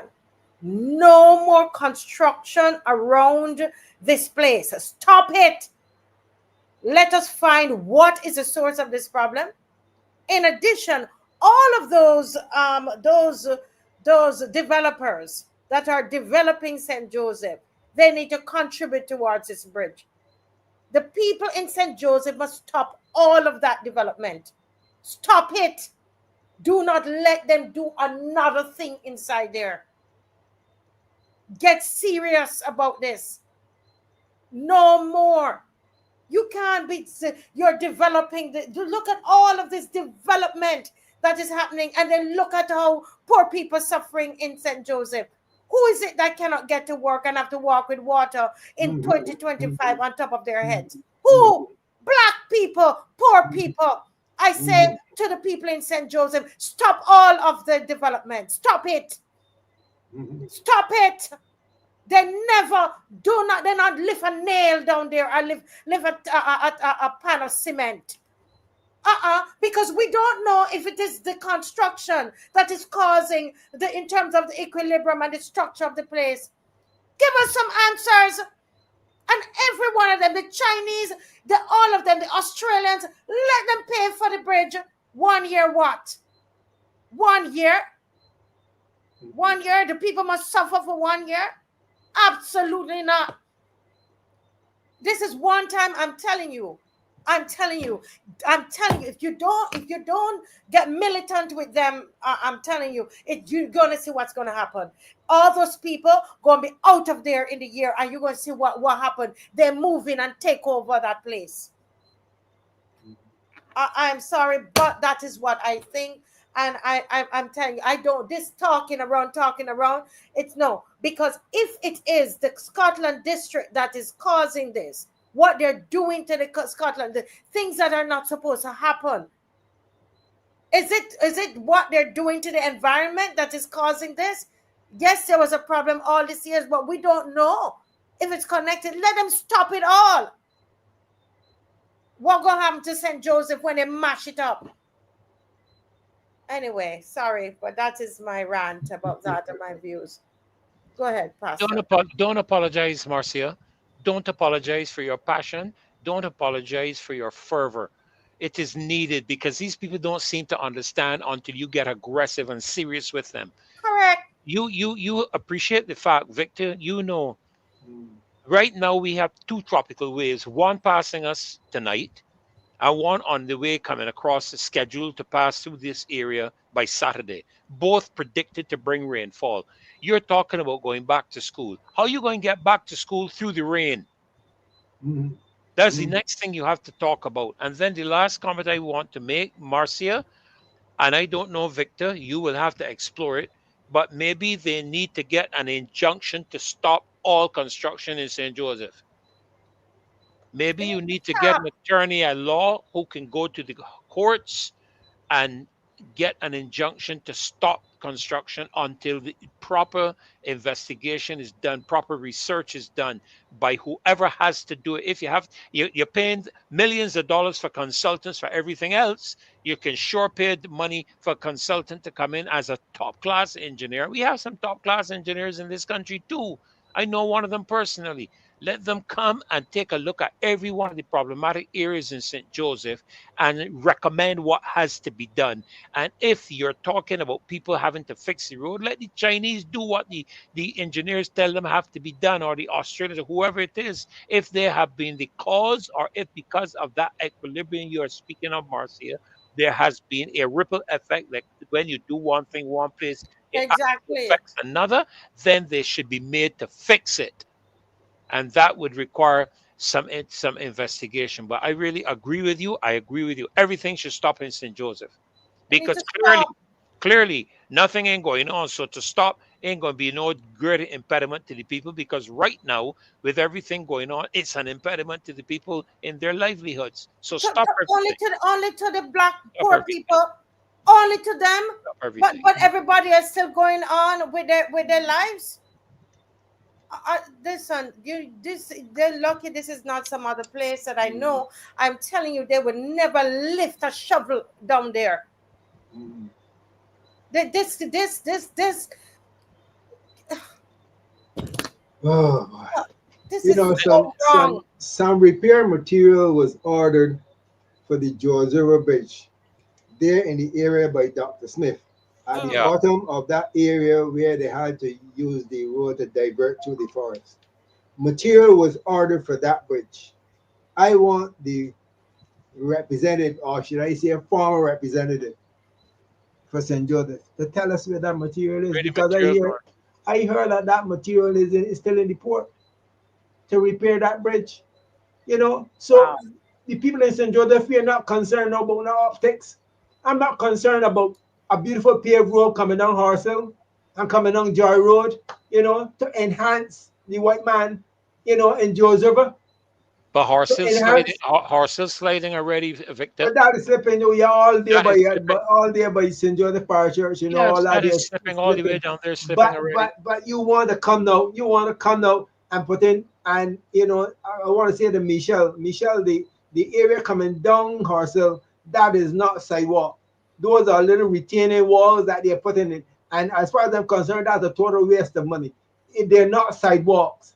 They're little retaining walls, you know, to pave down Horsell and to pave going to Burke's Village for optics, to make the party look good, while all the people over in Parks Road, Upper Parks, Lower Parks, you know, Sugar Hill, Chalky Mount, all those poor people down there are suffering because we took a lot of heavy material, heavy trucks, took them over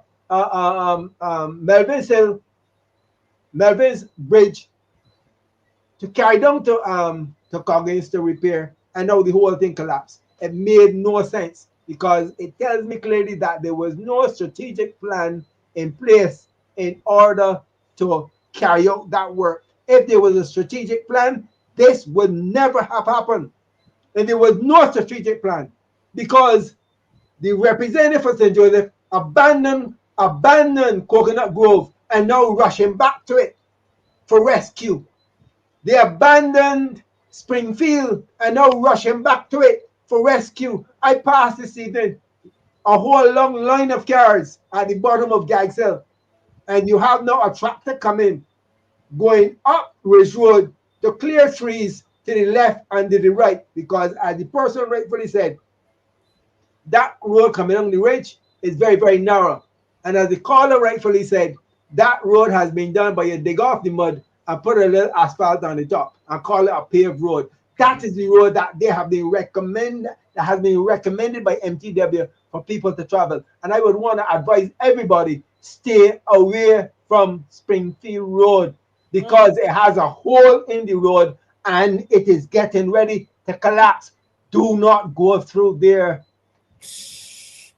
Listen, we have to get back on this, folks, but I'm going to ask everybody on here, can you share this show?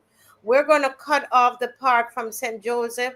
I know everything else is important, but when you're dealing with people who are hurting right now, we have to focus on St. Joseph. When we cut up the show and you see the part on St. Joseph, please just share it out.